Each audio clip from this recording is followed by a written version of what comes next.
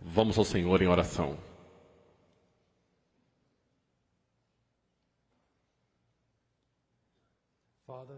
Pai, eu venho até Ti em nome do Teu Filho, Jesus Cristo.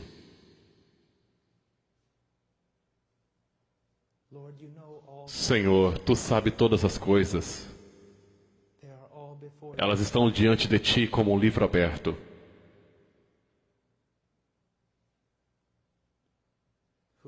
Quem consegue esconder seu coração de Tua presença e de Teu olho?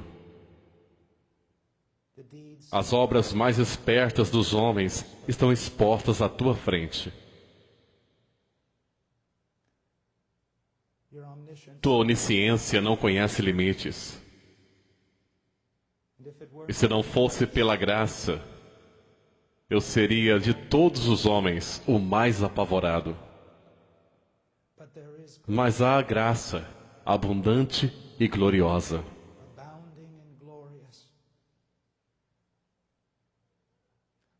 Derramada sobre o mais fraco dos homens e abundando para a Tua glória. Pai, eu Te louvo e Te adoro e agradeço por tudo que Tu és e tudo o que Tu tens feito. E não há ninguém como Tu, nos céus ou na terra ou debaixo da terra. Tu és Rei e não há nenhum outro. Tu és Salvador e não compartilhas esta glória com nenhum outro. Pai, nesta noite, Tu me conheces e sabes da minha grande necessidade de graça.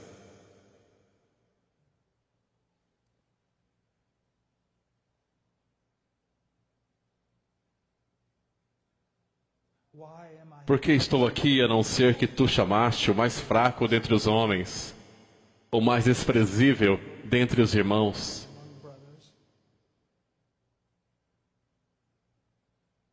E que, pela Tua graça, muitas vezes o menor ensina ao maior. E esse é sempre o meu caso. E eu Te louvo, eu Te adoro. Pai, ajuda-nos nesta noite. Para o vento com a eloquência. Para o inferno com o intelecto brilhante, Pai. Deixe que a verdade venha, que homens sejam transformados.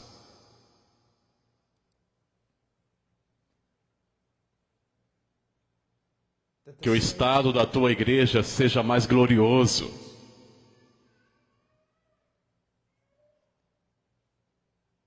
Eu oro por graça sobre graça e misericórdia sobre mim mesmo e sobre os ouvintes que estão presentes aqui.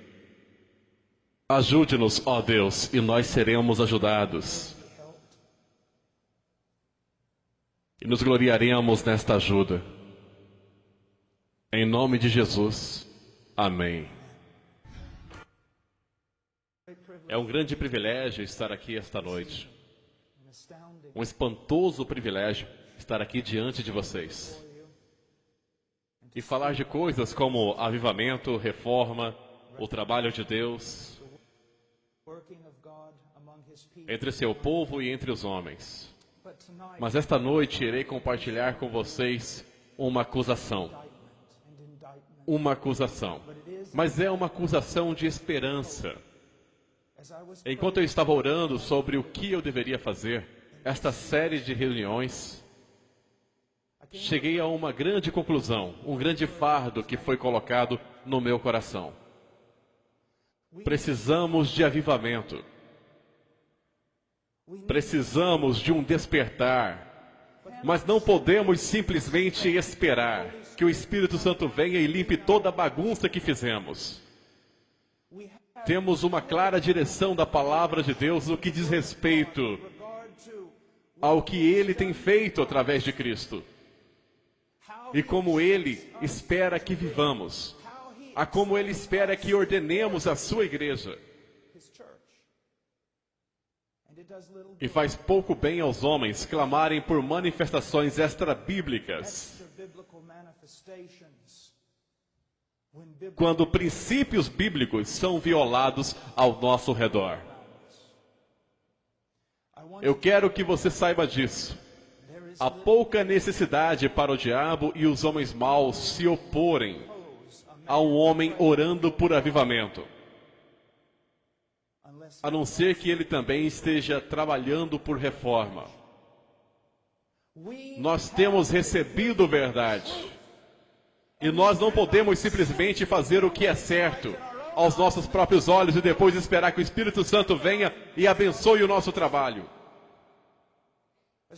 Ao olharmos para o Antigo Testamento, vemos que Moisés recebeu muita detalhada explicação sobre como construir o templo. Agora, isso foi dado para o bem de Moisés, ou para o bem da igreja. Eu acho que o que está sendo explicado aqui é que Deus é específico na sua vontade. E que nós não devemos presumir que podemos pegar o menor detalhe e ignorá-lo. Agora, eu sei que sou um homem frágil. E sei que sou esbofeteado por muitas fraquezas. Mas tenho uma acusação. E eu não posso chamar de minha acusação, porque quem sou eu para acusar alguém? E não posso chamar de acusação de Deus, pois como posso presumir sobre seu nome, Senhor? Mas eu vou dizer isso. Quando eu olho para a igreja e a comparo com as Escrituras, eu vejo que há certas coisas que têm que mudar. E eu não sou Martim Lutero, isso não são as 95 teses pregadas na porta de Wittenberg. Mas este é um fardo em meu coração e eu devo partilhá-lo. Eu devo partilhá-lo. Agora deixe-me dizer isso. O que eu vou dizer irá irar algum de vocês. Mas permitam-me adverti-los. Pode ser verdade que você será capaz de me acusar de arrogância. Pode ser verdade que você não goste de como eu irei falar. Tenho sido muitas vezes arrogante, tenho sido muitas vezes falado a verdade de forma errada. Mas não permitam que isso seja uma desculpa para vocês. A questão é, o que estou dizendo é verdade? Mesmo sendo entregue através de um mensageiro defeituoso ou não, outros se alegrarão no que vocês estão ouvindo. E vocês vão querer dizer amém e talvez levantar suas armas. Mas não façam isso porque todos nós temos uma medida de culpa. E se você estiver atingindo algum estado espiritual, então eu diria o que meu irmão disse. O que você tem que não tenha recebido? E se o recebeu, por que se orgulha como se não tivesse recebido? Não seria melhor adorar a Deus em humildade? Se você é um jovem ministro, eu não quero que você pegue estas verdades e leve de volta e ataque a sua igreja sem amor. Eu faria uma sugestão. Veja se os joelhos estão sangrando antes de começar qualquer tipo de reforma. E se você é um ministro mais velho, servindo ao Senhor por muitos anos, eu te imploro para não ser arrogante. Um rei velho e tolo pode aprender com o mais fraco de seus servos. E também peço isso, tenha a coragem de mudar tudo.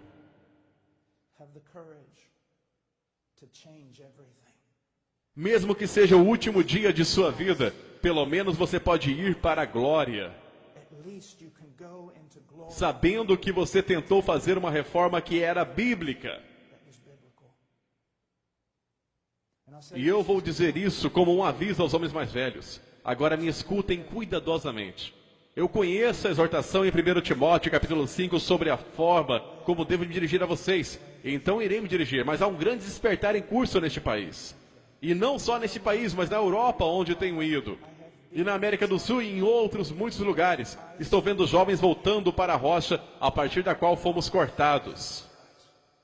Eles estão lendo Spurgeon e Whitefield, eles ainda estão ouvindo Ravenhill, Martin Lloyd Jones e Tozer e Wesley. É um grande, enorme movimento, mesmo que a mídia popular e o cristianismo de hoje ainda não tenha descoberto. E o que está acontecendo, eu quero que você saiba que eu nunca teria sonhado há 15 anos que eu veria o despertar que estou vendo. E não é por causa do meu ministério. Mas eu vou para lugares diferentes e vejo o que Deus está fazendo, sem nenhum de nossos ministérios. Quer sejam 1000 moços na Holanda declarando as coisas têm que mudar, clamando a noite toda em oração pelo poder de Deus e pela verdade da Escritura, ou na América do Sul, reconhecendo que eles foram muito influenciados pela psicologia e todo tipo de técnicas superficiais provenientes da América, no que diz respeito ao evangelismo, e agora em lágrimas e quebrantadas estão voltando e evangelizando suas igrejas, ou as cidades do interior dos Estados Unidos, onde eu tenho sentado por vezes até 2, 3 horas da manhã, discutindo teologia com jovens afro-americanos da periferia, a quem Deus vai levantar para pregar mais do que ninguém nunca vai ser capaz de imaginar nesse dia. Há um despertar.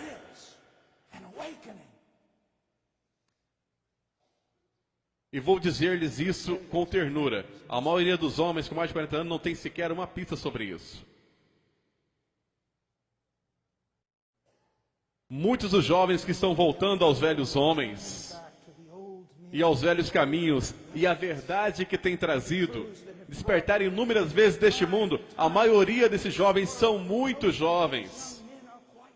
E eles vão para seus pastores, e eles vão para seus dirigentes e dizem, olhe para isso, o que temos descoberto, olha o que aconteceu no país de Gales, olha o que aconteceu na África, olhe para olhe para esse ensino, é absolutamente incrível. E a maioria deles irá desprezá-lo, ou irá dizer, isso não é nada diferente do que eu tenho pregado em 25 anos.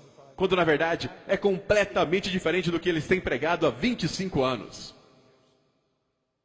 E portanto, temos que ter muito, muito cuidado para compreender que Deus está fazendo uma obra.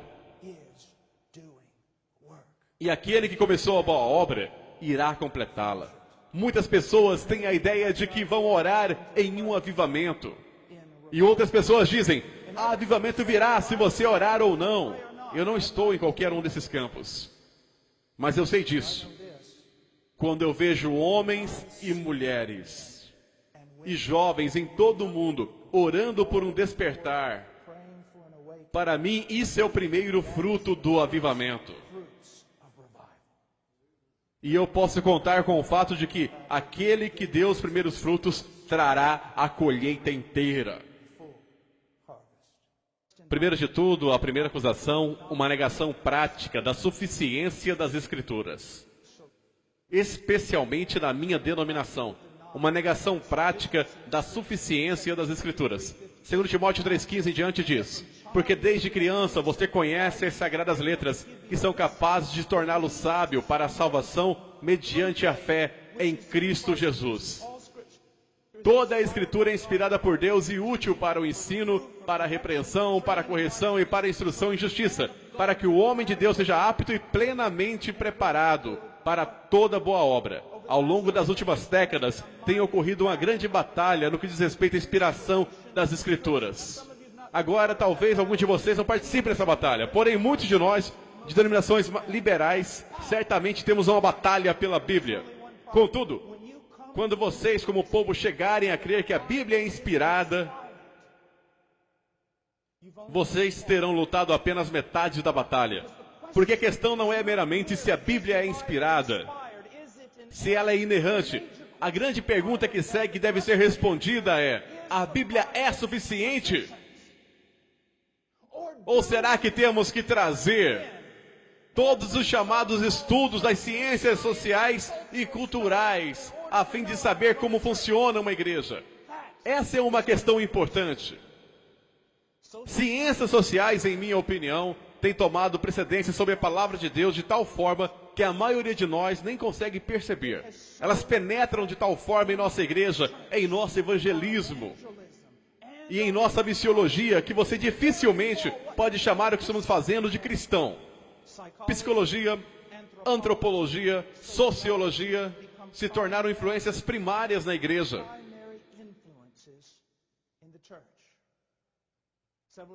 Vários anos atrás, quando eu estava no seminário, eu lembro-me de um professor entrou na sala e começou a desenhar pegadas no quadro negro.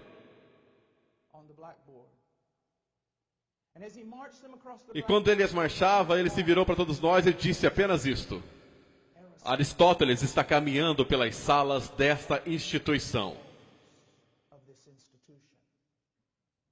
Cuidado, pois eu escuto suas pegadas mais claramente do que as do apóstolo Paulo e da equipe de homens inspirados que estava com ele, e até mesmo do que as do próprio Senhor Jesus Cristo. Nós chegamos a acreditar que um homem de Deus pode lidar com determinadas pequenas áreas da vida da igreja. Mas quando as coisas apertam, temos que ir para os peritos das áreas sociais. Isso é uma absoluta mentira.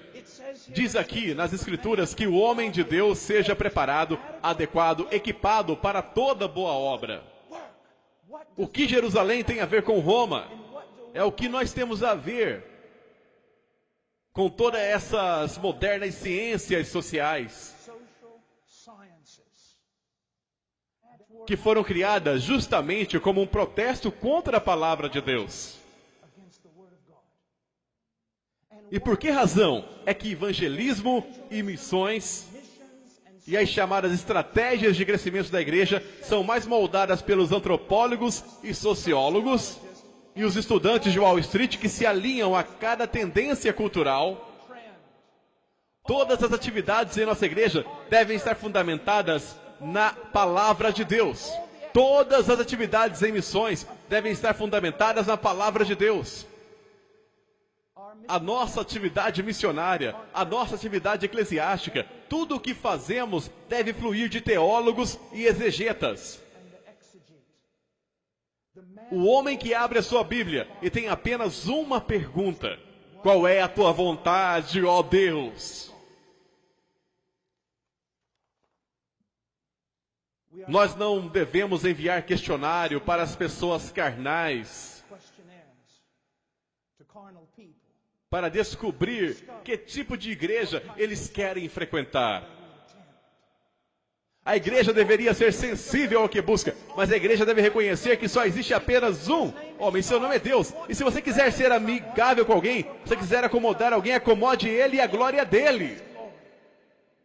Mesmo que você seja rejeitado por todas as outras pessoas, nós não somos chamados para construir impérios. Nós não somos chamados para sermos pacíficos. Somos chamados para glorificar a Deus.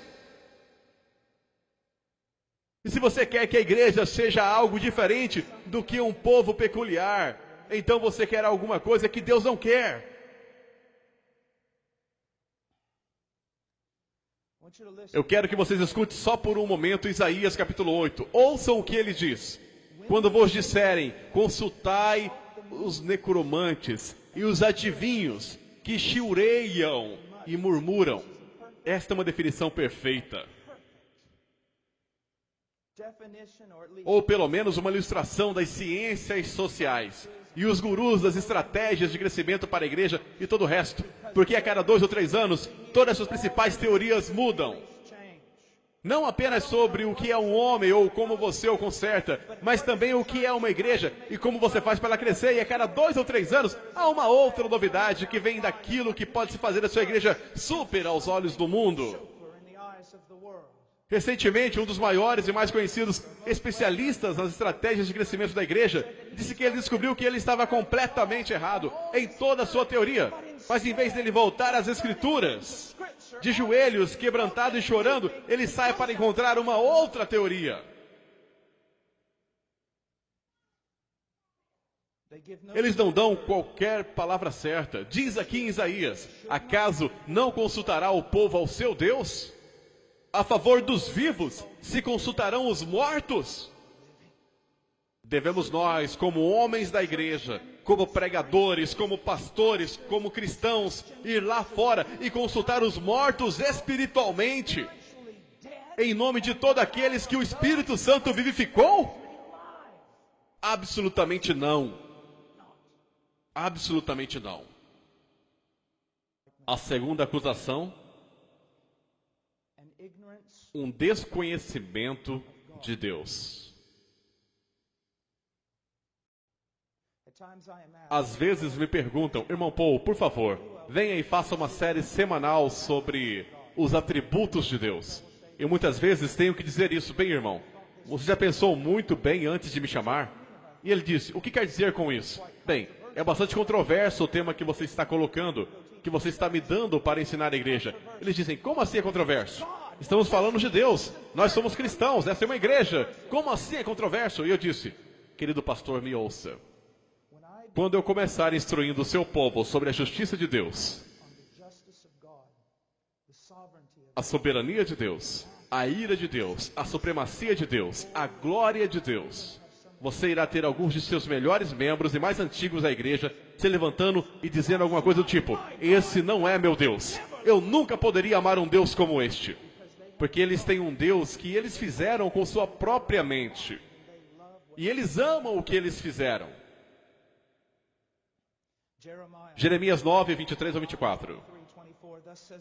Assim diz o Senhor, não se glorie o sábio em sua sabedoria, nem o forte em sua força, nem o rico em sua riqueza. Mas quem se gloriar, glorie-se nisto, em compreender-me e conhecer-me. Salmo 50.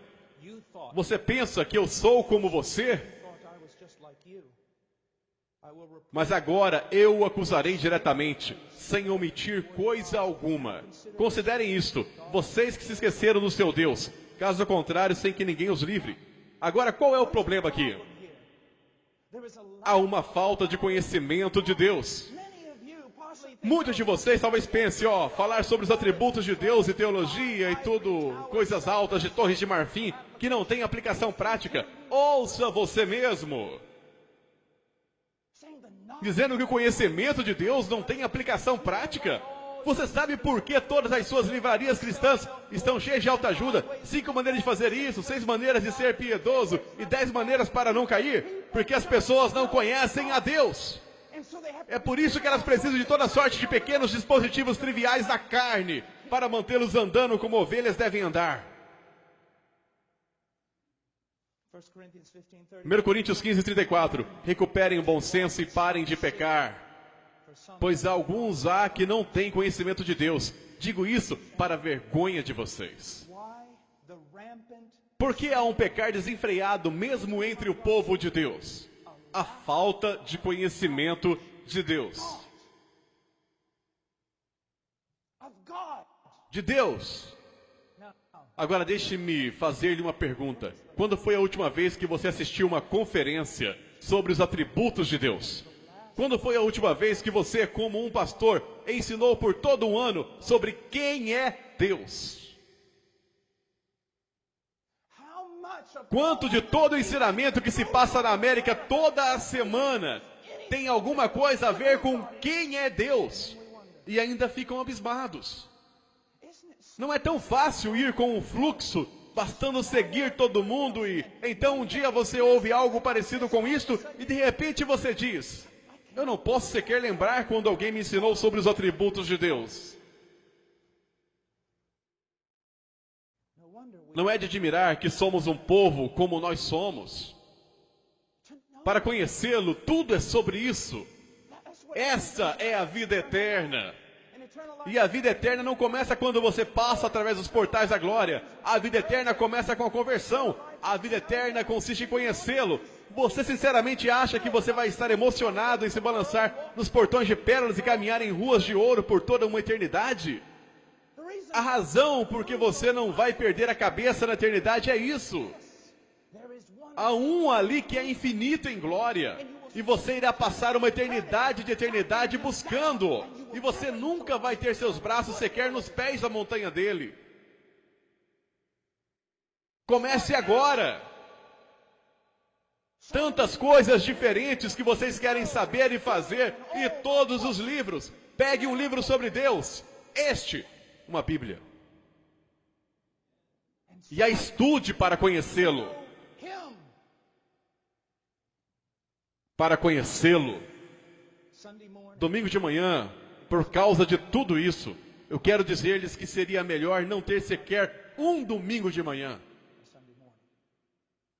Domingo de manhã é a hora de maior idolatria em toda a semana da América. Porque as pessoas não estão adorando o único Deus verdadeiro. A grande maioria, pelo menos, mas adoram a um Deus formado a partir dos seus próprios corações, por sua própria carne, artifícios satânicos e inteligência mundana. Eles têm feito um Deus como eles próprios, e ele parece mais com o Papai Noel do que com Jeová. Não pode haver temor de Deus entre nós, porque não há conhecimento de Deus entre nós. Glória a Deus. A terceira acusação, uma falha ao falar da depravação do homem. Quando eu olho para o livro de Romanos, que é um dos meus livros preferidos da Bíblia, ele não é uma teologia sistemática, mas se você pudesse dizer que qualquer livro da Bíblia foi teologia sistemática, o livro de Romanos seria o mais próximo. Não é surpreendente que Paulo gasta os 3 primeiros capítulos do livro procurando fazer alguma coisa? Levar todos os homens à condenação. Levar todos os homens à condenação. Mas não é que a condenação seja o bem supremo de sua teologia. Não é o seu fim ou o seu objetivo final. É um meio para trazer salvação para os seus leitores. Porque os homens têm que ser levados ao conhecimento de si próprios, antes de entregar a si próprios a Deus. Hoje os homens são feitos de tal modo decaídos, que você tem que cortar deles absolutamente toda a esperança na carne, antes que eles possam ser levados a Deus. Isso é importante em tudo, mas é especialmente importante no evangelismo. Eu me lembro, eu tinha 21 anos, e tinha acabado de ser chamado para pregar, e eu caminhava em uma antiga loja, onde eles venderiam ternos para ministros pela metade do preço. Eles têm feito isso por 50 ou 60 anos. E eu lá caminhava lá dentro, e eu estava procurando um terno em Balducá, Kentucky. E inesperadamente a porta se abriu. E eu ouvi a campainha tocar. A porta se fechou. Havia um velho homem em pé ali. E eu nunca peguei o nome dele, mas quando ele entrou, ele olhou para mim. Ele disse: garoto, você foi chamado para pregar, não é? Eu disse: sim, senhor. Ele era um velho evangelista. Ele disse: você vê onde está aquele prédio lá fora? Eu disse: sim, senhor. Ele disse: eu costumava pregar ali. O Espírito de Deus desceria e as almas seriam salvas. E eu disse: senhor, por favor, me fale sobre isso. Ele disse: não era nada como este evangelismo de hoje. Ele disse: nós pregaríamos por 2 ou 3 semanas e não daríamos qualquer convite para homens pecadores. Nós prepararíamos e prepararíamos e prepararíamos os corações dos homens até que o Espírito de Deus começasse a trabalhar e quebrantar seus corações. E eu disse: senhor, como você sabia quando o Espírito de Deus estava indo para quebrantar seus corações? E ele disse: bem, deixe-me dar-lhe um exemplo. Ele disse: muitas décadas atrás eu entrei nessa loja para comprar um terno. Alguém tinha me dado $30 e me disse: pregador, vá comprar um terno para você amanhã. E quando atravessei a porta, um jovem balconista que cuidava da loja voltou-se e olhou para mim, e quando ele olhou para mim, ele caiu no chão e clamou: quem pode salvar um ímpio como eu? E eu sabia que o Espírito de Deus tinha caído sobre aquele lugar. Hoje em dia nós simplesmente entramos e conversamos e damos 3 perguntas exploratórias e perguntamos se eles querem fazer uma oração pedindo para Jesus entrar em seus corações, e fazemos 2 vezes mais filhos do diabo, que nunca mais voltarão a serem abertos ao Evangelho por causa da mentira religiosa que nós, como evangélicos, temos vomitado de nossas bocas. Vou dizer algo que Leonard Ravenhill costumava dizer: agora você entende porque eu prego em vários lugares uma vez, mas essa é a verdade. Quando lidamos com o pecado superficialmente, em primeiro lugar, estamos lutando contra o Espírito Santo. Quando ele vier, convencerá o mundo do pecado.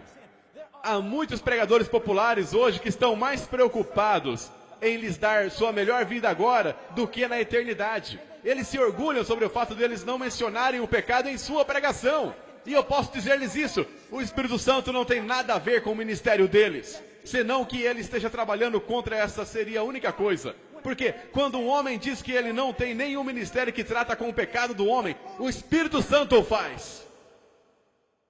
É o ministério primário do Espírito Santo, entrar e convencer o mundo do pecado.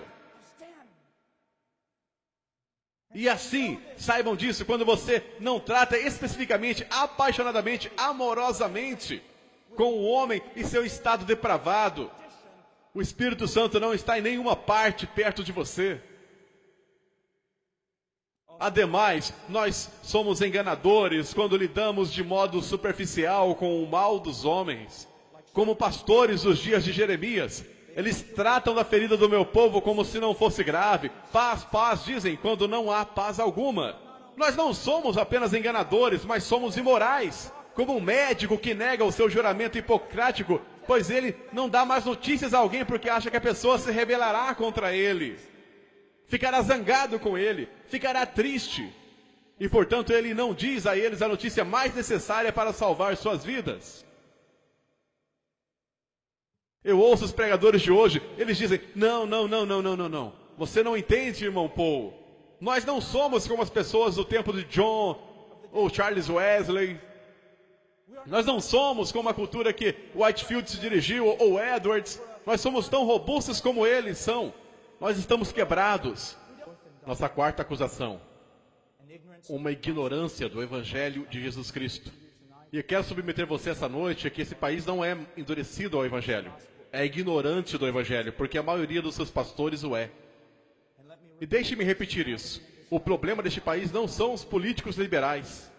A raiz do socialismo, Hollywood ou qualquer outra coisa.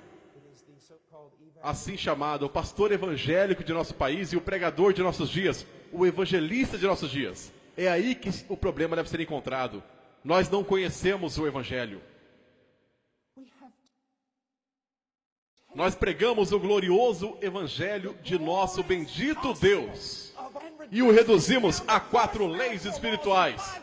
E 5 coisas que Deus quer que você saiba. Com uma pequena e supersticiosa oração no final. Que se alguém repetisse depois de nós, com bastante sinceridade, nós declaramos de forma papal, nascida de novo. Nós trocamos regeneração por decisionismo. Em primeiro lugar, eu estou pasmo depois de eu falar sobre o que eu vou falar por alguns poucos minutos com quantos crentes devotos há 30 ou 40 anos andando na fé virão a mim com lágrimas dizendo, irmão Paul, eu nunca ouvi isso antes em minha vida. E, entretanto, essa é a doutrina histórica de redenção, de propiciação. Veja, quando você falar sobre o Evangelho, meu querido amigo, o faça claramente. O Evangelho começa com a natureza de Deus. E vai para a natureza do homem e a queda deste. Essas 2 grandes colunas do Evangelho têm que montar para nós o que deveria ser chamada e conhecida por cada crente como o grande dilema. E qual é esse dilema? Se Deus é justo, Ele não pode te perdoar. O maior problema em todas as Escrituras é este. Como um Deus pode ser justo e ao mesmo tempo justificador de homens maus? Quando as Escrituras por toda a Bíblia declaram, especialmente em um texto que eu tirei de Provérbios, o que justifica o ímpio e o que condena o justo, tanto um como o outro são abomináveis ao Senhor. E ainda assim, todas as nossas canções cristãs sobre como Deus justifica o perverso. Este é o maior problema. Esta é a acrópole da fé cristã. Assim diria Martin Lloyd Jones e Charles Spurgeon e qualquer outro que leu Romanos 3. Você tem que mostrar isso às pessoas. O grande problema é que Deus é verdadeiramente justo e todos os homens são verdadeiramente maus. Deus, para ser justo, deve condenar o homem mau. Entretanto, Deus, para a própria glória dele, pelo grande amor com que Ele nos amou, enviou seu Filho, o qual caminhou nessa terra como um homem perfeito. E então, de acordo com o plano eterno de Deus, Ele foi aquele madeiro. E naquele madeiro, Ele tomou o nosso pecado. E assumindo a posição legal de seu povo e carregando a nossa culpa, Ele se tornou uma maldição. Maldito todo aquele que não persiste em praticar todas as coisas escritas no livro da lei. Cristo nos resgatou da maldição, se tornando uma maldição em nosso lugar. Tantas pessoas têm essa visão romântica e imponente do Evangelho, onde Cristo está lá, pendurado no madeiro, sofrendo debaixo das feridas do Império Romano, e o Pai não teve força moral para aguentar o sofrimento do Filho dele, e por isso virou sua face. Não! Ele se virou porque o Filho se tornou pecado. E tantos quantos ele está naquele jardim, grita, passa de mim este cálice. Especulam bem, o que esteve no cálice? Oh, é a cruz romana, é o chicote, são os cravos, é tudo isso e tudo aquilo. Eu não quero desconsiderar os sofrimentos físicos de Cristo naquele madeiro. Mas o cálice era o cálice da ira de Deus Pai, que ele teve que ser despejada sobre o Filho. Alguém teve que morrer suportando a culpa do povo de Deus, desamparado por Deus pela justiça dele e esmagado debaixo da ira de Deus. Pois ao Senhor agradou moê-lo. Eu estava na Alemanha um tempo atrás, ou em um seminário alemão na Europa há um tempo, e eu vi este livro, A Cruz de Cristo. Não era o de John Scott, era outro. E eu peguei e comecei a ler, e isto é o que ele dizia. O Pai olhou do céu para o sofrimento infligido sobre seu Filho pelas mãos de homens e considerou isto como um pagamento pelos nossos pecados. Isso é heresia. Agora, aquele sofrimento físico, aquela crucificação era tudo parte da ira de Deus. Teve que ser um sacrifício de sangue. Eu não desprezarei isso. Mas, meu amigo, se você parar aí, você não tem o Evangelho. E deixe-me perguntar, quando o Evangelho é pregado e compartilhado em evangelismo pessoal atualmente, você sequer ouve as coisas que há pouco, ou quase nunca. Nunca é deixado claro que Cristo pôde redimir, porque ele foi moído debaixo da justiça de Deus.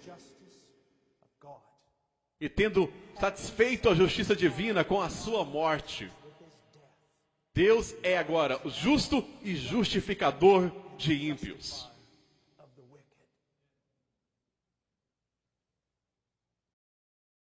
Redução de evangelho.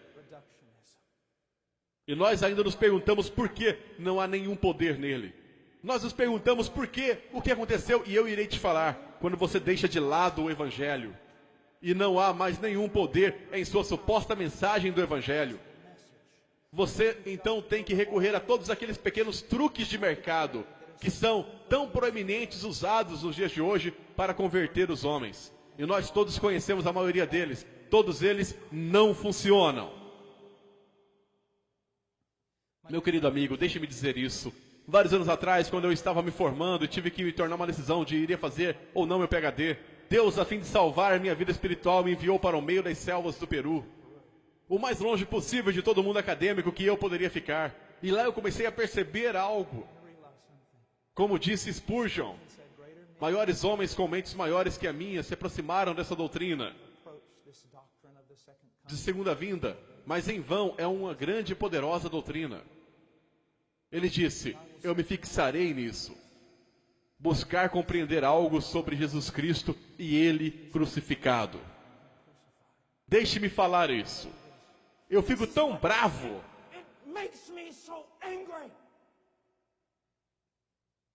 Quando as pessoas tratam o glorioso Evangelho de Cristo como se fosse um primeiro passo para entrar no cristianismo, que só leva aproximadamente 10 minutos de aconselhamento, e então você parte para coisas maiores. Isso mostra como nós somos patéticos em nosso entendimento das coisas de Deus. Meu amigo, no dia da segunda vinda, quando você entenderá absolutamente tudo sobre a segunda vinda, mas você estará em eternidade de eternidade no céu. E você não vai nem mesmo começar a compreender a glória de Deus no Calvário. É tudo sobre isso. Moço, jovem pregador, me escute. Persiga-o naquele madeiro. O que significa? Você não precisará construir fogos estranhos em seu forno. Se você só pegar um relance do que ele fez naquele madeiro. O que ele fez naquele madeiro. Eu amo dizer isso, eu já o disse 1 milhão de vezes. Abraão leva Isaac para cima daquela montanha. O filho dele, o único filho dele, quem ele amou. Você supõe que o Espírito Santo estava tentando para nos falar sobre algo no futuro? E aquele filho não resistiu, mas se entregou. E quando aquele pai rendeu a sua vontade, a vontade de Deus, ele levantou aquele cutelo para perfurar o próprio coração de seu filho. Mas a mão dele foi detida e foi falado ao velho homem que Deus tinha provido um carneiro. Tantos cristãos pensam, que final bonito para aquela história. Não é o fim, é o intervalo. Milhares de anos depois, Deus, o Pai, pôs sua mão sobre seu filho, o único filho dele, quem ele amou. E tirou o cutelo da mão de Abraão. E sacrificou seu filho unigênito sobre a plena força da sua ira. Agora você sabe por que aquele pequeno evangelho que você prega não tem nenhum poder. Porque não é nenhum evangelho. Vá ao evangelho, gaste sua vida em seus joelhos, se afaste dos homens. Estude a cruz. A quinta acusação. Uma ignorância da doutrina da regeneração. Uma ignorância da doutrina da regeneração. Meu prezado amigo, eu vou dizer isso sem rodeios. Sei que há calvinistas aqui, e sei que há arminianos aqui, e sei que há todo tipo de animal estranho entre um extremo e outro. Risos. Mas eu quero que você saiba de uma coisa. Embora eu penda mais para, acho que posso me considerar um spurgeonista de 5 pontos, quero que saiba disto. A questão central não é o calvinismo. Não. Vou ter muitos problemas quando essa mensagem chegar à internet. A questão central não é o calvinismo. Vou dizer qual é a questão central. Regeneração. E é por isso que posso ter comunhão com Wesley, com Ravenhill, com Tozer e com todos os demais, porque independente de como eles se posicionavam, eles criam que a salvação não pode ser manipulada pelo pregador. E que é uma obra extraordinária do poder do Deus Todo-Poderoso. E junto com eles, portanto, eu me posiciono na certeza de que foi uma obra de Deus. Muito maior é a manifestação do poder de Deus na obra regeneradora do Espírito Santo do que na criação do mundo, do universo. Porque ele criou o mundo ex nihilo, do nada. Mas ele recria o homem a partir de uma massa corrompida. E a regeneração encontra correspondência na própria ressurreição de nosso Salvador.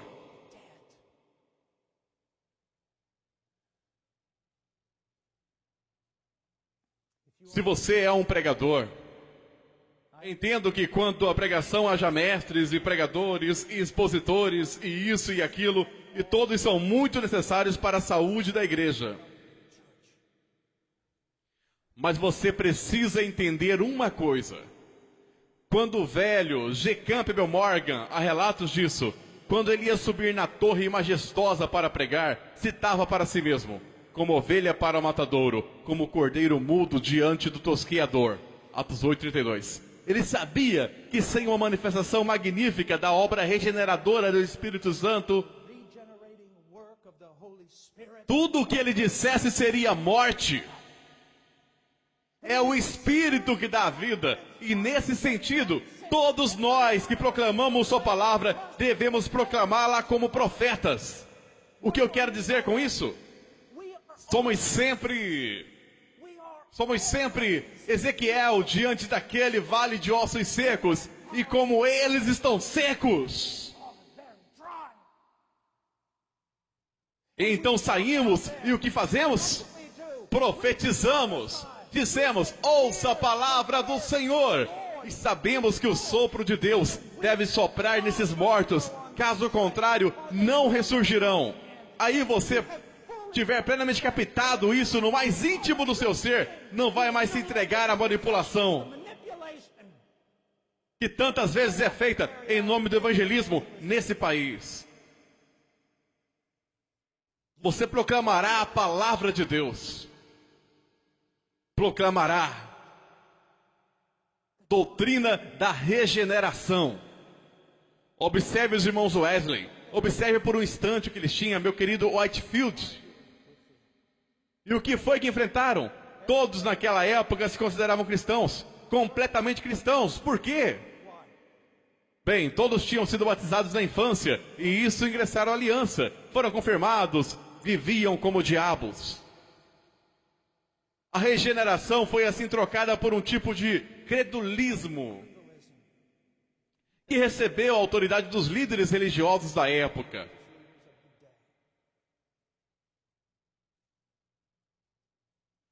E é aí que chegam os irmãos Wesley. Não está tudo certo, vocês não nasceram de novo. Não há nenhuma prova de vida espiritual. Examinem-se, provem a si mesmos para ver se estão na fé. Certifique-se de que o seu chamado e de sua eleição. Você precisa nascer de novo.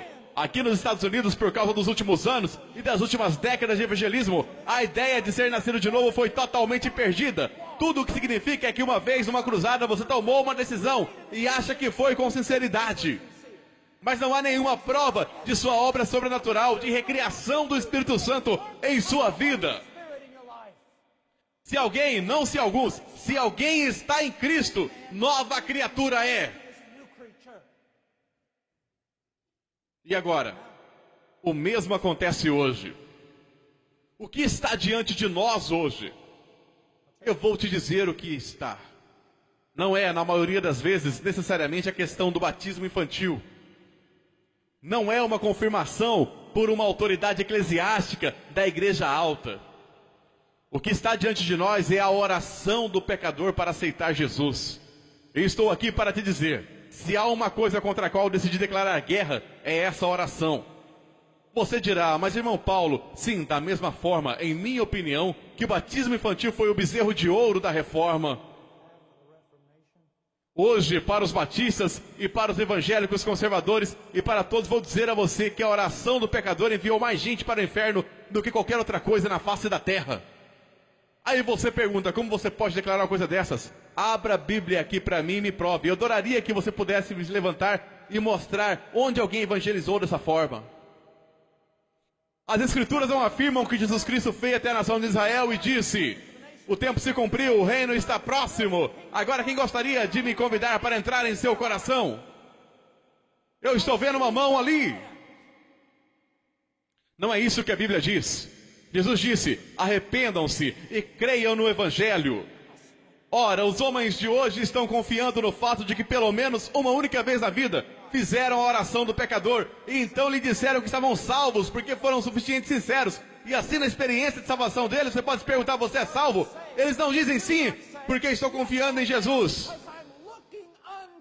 E porque há provas poderosas que me dão segurança de ter nascido de novo. Não, eles dizem, sim, uma vez em minha vida fiz uma oração.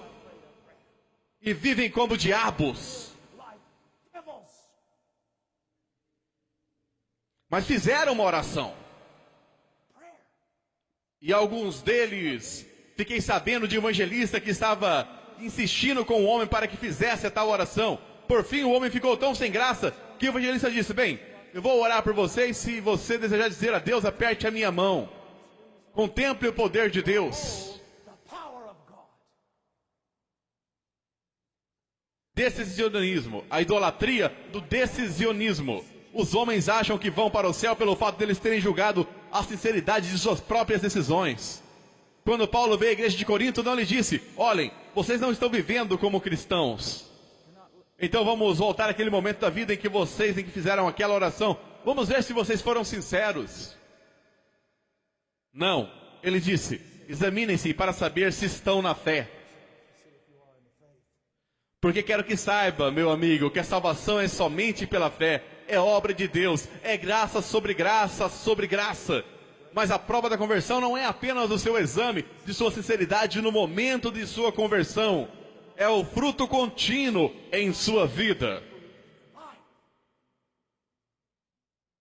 É o fruto contínuo em sua vida.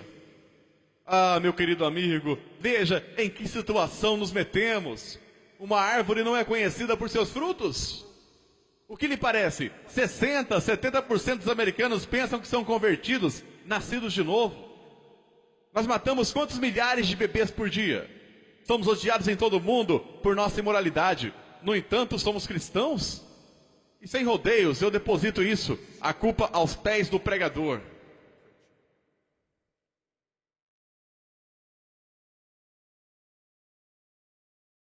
A sexta acusação, um apelo evangelístico sem fundamento bíblico. Nós já vamos tocar nesse ponto. Olhe como temos feito ultimamente. Quero dizer, escute-me agora. Tenho visto isso por todos os lados. Os calvinistas, os arminianos, muitos deles compartilham algo em comum. E é isso mesmo, o mesmo convite superficial. Falam muito sobre um monte de coisa, então eles chegam ao convite. E é quase como se todos tivessem enlouquecido. Caminham em direção a alguém dizendo, Deus te ama e tem um plano maravilhoso para a sua vida. Já pensou em dizer isso ao norte-americano?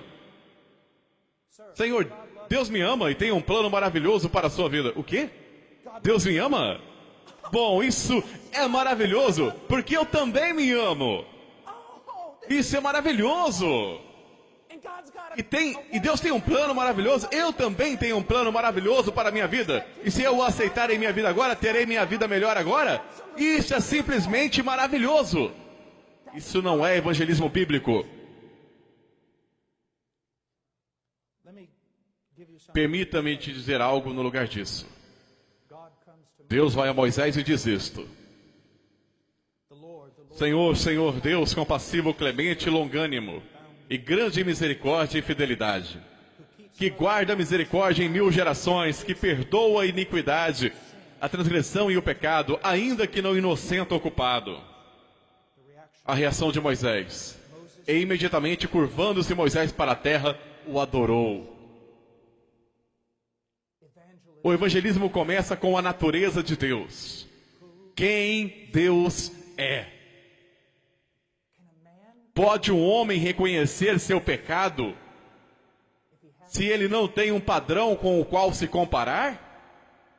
Se nós dissermos somente coisas triviais sobre Deus, que divirtam a mente carnal dele, será que essa pessoa poderá ser levada a um arrependimento e fé genuínos? Nós não começamos com Deus te ama e tem um plano maravilhoso para a sua vida. Começamos com o conselho completo de quem é Deus. Nós lhe dizemos desde o princípio que isso poderá custar as suas vidas.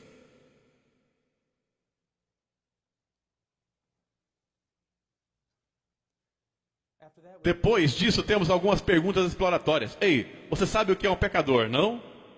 Há alguns anos minha mãe morreu de câncer. E como se o doutor entrasse e disse, ei Barbie, você sabe que tem câncer, não é? Nós tratamos o pecado tão superficialmente, sem agravos, nada solene. Senhor, há uma terrível podridão em você e um juízo está vindo. Porque se só dissermos a um homem, Senhor, você sabe o que é um pecador? Vão e perguntem ao diabo se ele sabe o que é um pecador. Bom, sim, eu sou, e muito bom nisso. Ou muito mal, dependendo do que você vê. Mas sim, eu sei que sou pecador. A pergunta não é, você sabe que é pecador? A pergunta é, o Espírito Santo está operando através da pregação do Evangelho de tal maneira em seu coração que uma mudança está sendo feita, de maneira que o pecado que uma vez você amava, agora você odeia, e o pecado que uma vez você desejava abraçar, agora você foge dele, como se estivesse fugindo de um dragão. E depois a pergunta, você quer ir para o céu? Esta é a questão pela qual eu não permitiria que meus filhos fossem a 98% das escolas dominicais e aos acampamentos bíblicos de verão em igrejas evangélicas, porque alguma pessoa bem intencionada se levantará e dirá, Jesus não é maravilhoso? Depois de ter mostrado o filme de Jesus, sim. Quantos de vocês, pequenas crianças, amam Jesus? Eu. Quem quer aceitar Jesus no seu coraçãozinho? Eu. E depois eles são batizados. E eles caminham um pouco porque eles foram criados em uma cultura cristã. Ou algum tipo de cultura igreja. E então quando eles completam 15, 16 anos e quando eles têm a força de vontade, eles começam a quebrar os laços. Eles começam a viver em perversidade. Então nós vamos atrás deles dizendo, Vocês são cristãos, vocês só não estão. Parem de se desviar. Ao invés de ir a eles biblicamente e dizer isto, você fez uma profissão de fé em Cristo. Ou professou até no batismo. Mas agora parece que você se afastou dele. Examine-se, prove-se. Há pouca evidência de uma conversão verdadeira em você. E então, quando eles têm 24, 25 anos, depois da universidade, talvez 30, eles voltam à igreja e eles dedicam suas vidas e se unem ao grupo com essa moralidade pseudo-cristã que caracteriza os igrejeiros da América. E ao final eles escutam isso. Nunca vos conheci, apartai-vos de mim os que praticais a iniquidade.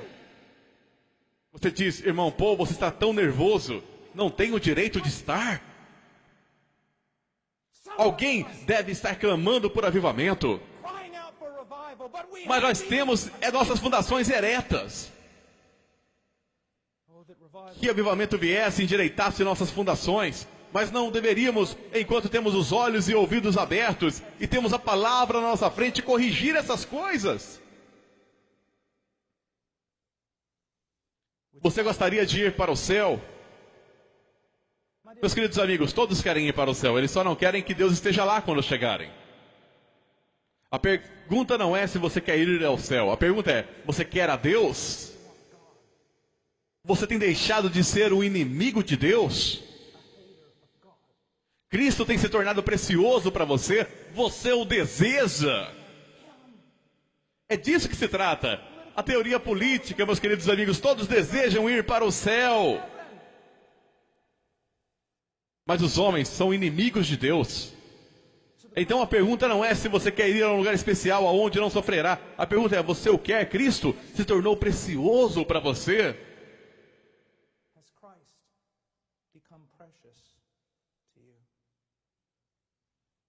Frequentemente, depois de uma pessoa orar, perguntam, você gostaria de ir para o céu? Bom, sim. Então você gostaria de orar e pedir que Jesus entre no seu coração? Agora, há pessoas que foram salvas utilizando essa metodologia. Mas não é graças a ela, mas sim apesar dela. Senhor, você deseja a Cristo? Você vê seu pecado? Oh, sim, sim, eu vejo o meu pecado. Senhor, vejamos alguns versículos da Bíblia que falam sobre o que o arrependimento lhe se parece. O Espírito testemunhando que isso está acontecendo em sua vida. Você vê quebrantamento, vê a desintegração de tudo pelo que tem lutado em sua vida. E agora sua mente está cheia de novos pensamentos sobre Deus, e novos desejos, e novas esperanças. Sim, eu vejo. Senhor, isso pode ser os primeiros frutos do arrependimento. Agora entregue a sua vida a Cristo. Confie nele.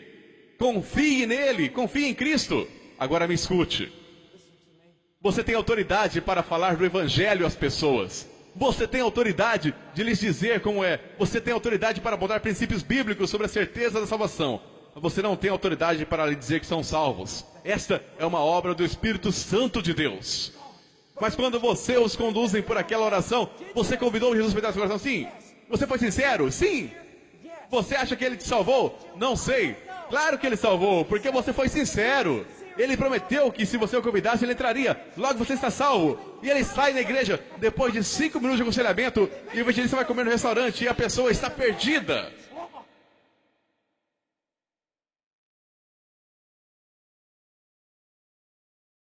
Um apelo evangelístico sem fundamento bíblico. Se alguma vez duvidaram de sua salvação, aqui vamos de novo. Se alguma vez eles duvidaram de sua salvação, houve algum momento em que você orou e pediu para Jesus entrar em seu coração? Sim. Você foi sincero? Acho que sim. O diabo está lhe incomodando?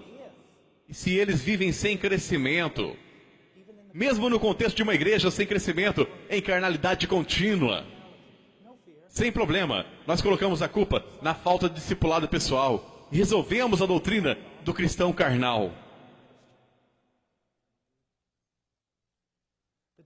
A doutrina do cristão carnal tem destruído mais vidas e enviado mais gente ao inferno. Os cristãos lutam contra o pecado? Sim.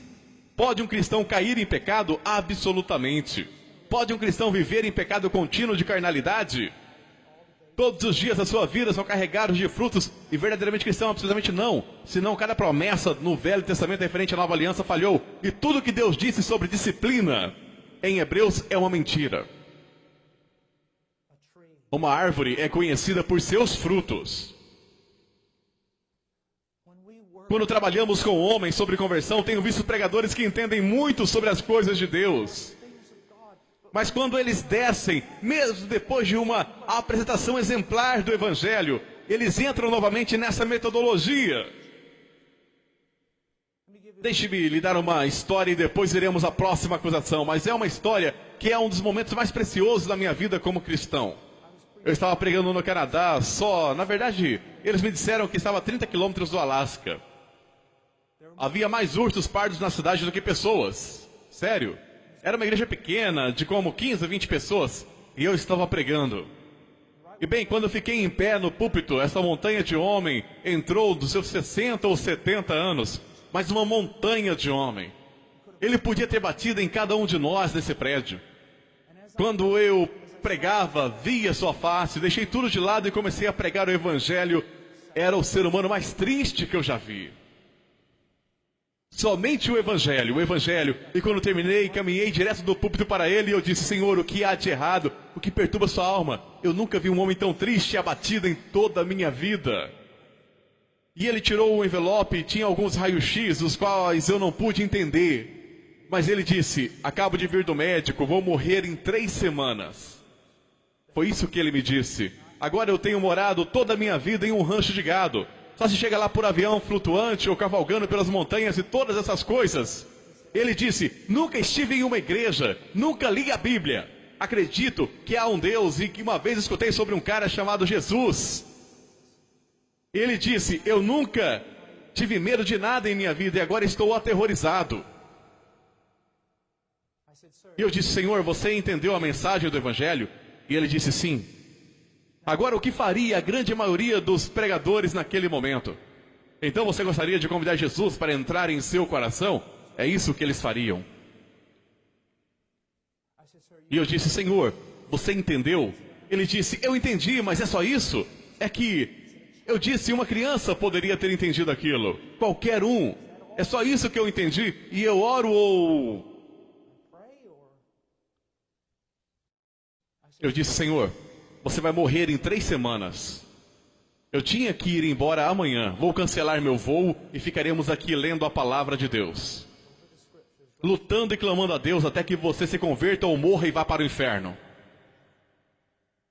E então começamos. Comecei com o Velho Testamento, o Novo Testamento, cada versículo sobre as promessas de Deus com respeito à redenção, à salvação. Uma e outra vez, várias vezes, lendo João 3,16, orando por um tempo, clamando a Deus, questionando sobre o arrependimento do homem, sobre a fé, sobre a certeza da salvação, trabalhando até que Cristo tenha sido formado nele. E então, finalmente, simplesmente exaustos aquela noite, não houve nenhum avanço, não houve nada. Eu disse: Senhor, vamos orar. E oramos e eu disse: Senhor, leia João 3,16 outra vez. E ele disse: lemos isso 1 milhão de vezes. Eu disse: eu sei, mas é uma das maiores promessas de salvação. Leia o texto de novo. E eu disse: nunca esquecerei, eu tinha minha Bíblia no meu colo, naquelas suas mãos grandes e montanhosas. Ele disse: ok, porque Deus amou o mundo de tal maneira que deu, sou salvo, irmão Paul, todos os meus pecados se foram, tenho vida eterna, sou salvo, eu disse: você sabe como? Ele disse: você nunca leu esse versículo antes? O que estava acontecendo? Uma obra do Espírito de Deus. Ao invés daqueles truquezinhos que você tenta. Você quer ir a comer? Você pensa que pregar é um espetáculo e depois disso você volta para o hotel? Não, após a pregação é que o trabalho começa, lidando com as almas. As pessoas vão à frente em reuniões para aconselhamento com pessoas que não deveriam estar aconselhando. 5 minutos, rápido, dê o cartão ao pastor e o pastor diz: gostaria de lhes apresentar ao novo Filho de Deus. Bem-vindo à família de Deus. Como você se atreve? Se você vai apresentá-lo, diga isso. Este homem essa noite fez uma profissão de fé em Jesus Cristo. E por causa do nosso temor de Deus e nosso amor pelas almas dos homens, Nós agora iremos trabalhar para ter certeza que Cristo tem realmente sido formado nele. Que ele verdadeiramente tem um entendimento bíblico sobre arrependimento e fé. E grande certeza e gozo no Espírito Santo. É isso que nós vamos fazer. Olha o que nós fizemos. Suplico-te, olha o que estamos fazendo. E isto não é algum tipo de seita. Isso somos nós. Pare.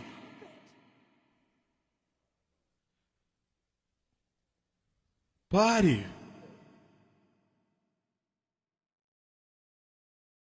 Sétima acusação. Ignorância com relação à natureza da igreja. Deus tem apenas uma instituição religiosa. É a igreja. É a igreja. E o nosso objetivo e resultado final do avivamento será o plantio de igrejas bíblicas. Eu tenho um grande medo de que a igreja local hoje seja desprezada. Diga a alguém que você é um pregador itinerante, que você tem um ministério mundial e todos se curvarão. Diga a alguém que você é um pastor de grupo de 30 e farão com que você se sente no fundo durante a conferência. Ele não é o príncipe dos pregadores itinerantes, ele é o príncipe dos pastores. Muitos anos atrás, Bill Clinton tinha um slogan durante a eleição: é economia, estúpido. Meu pastor, Jeff Noblet, um dos presbíteros em nossa igreja, o principal pastor e pregador, me disse um dia: você sabe, eu gostaria de ter um monte de camisetas dessas. Que elas diriam, irmão Jeff? É a igreja, estúpido. Jesus deu sua vida pela igreja, uma linda virgem, a igreja primitiva.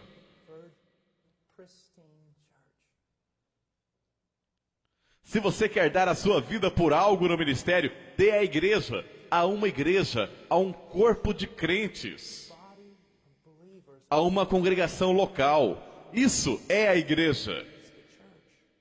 Agora deixe-me dizer algo sobre a igreja, quero que vocês ouçam bem. Não existe um remanescente de crentes na igreja. Todos nós sabemos sobre a teologia. Você sabe que até o curso de Israel, havia em Israel o povo de Deus e o remanescente de verdadeiros crentes. Esse não é o caso da igreja. Não há um remanescente de crentes, ou um pequeno grupo de crentes dentro de um grande grupo chamado igreja. A igreja é o remanescente. E eu quero dizer isso. Se pastores chegaram próximos de blasfemar, é com relação a isso. Eu ouço teólogos, professores itinerantes, pastores, uns e outros dizendo esse tipo de coisa. Há tanto pecado dentro da igreja quanto fora dela. Há tanto divórcio na igreja quanto fora dela. Há tanta imoralidade e pornografia na igreja quanto fora dela. E então pregadores dizem, sim, a igreja está agindo como uma prostituta. Eu quero que você saiba isso. Você deve ter muito cuidado ao chamar a noiva de Jesus Cristo de prostituta. E vou lhe dizer qual é o problema. Pastores e pregadores não sabem o que é a igreja. Eu quero que vocês saibam que a igreja de Jesus Cristo na América hoje é linda.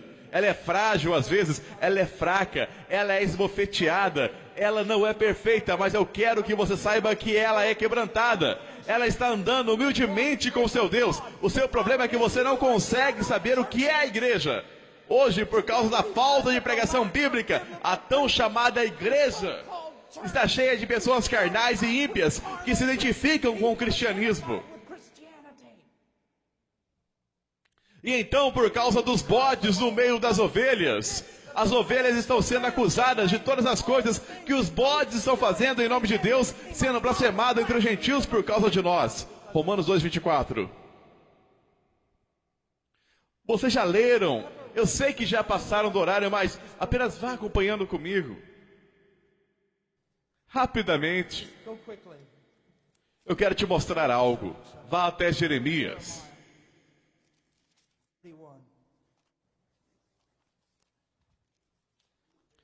Jeremias 31. 31, Jeremias. Eis que os dias vêm, diz o Senhor, em que farei uma nova aliança com a casa de Israel e com a casa de Judá. Agora eu não quero tirar nada do povo chamado Israel. Mas esse texto também é aplicado à igreja, entenda isso. Eu não quero entrar em batalhas na escatologia, mas na Bíblia, no Novo Testamento, no livro de Hebreus, é aplicado ao povo de Deus.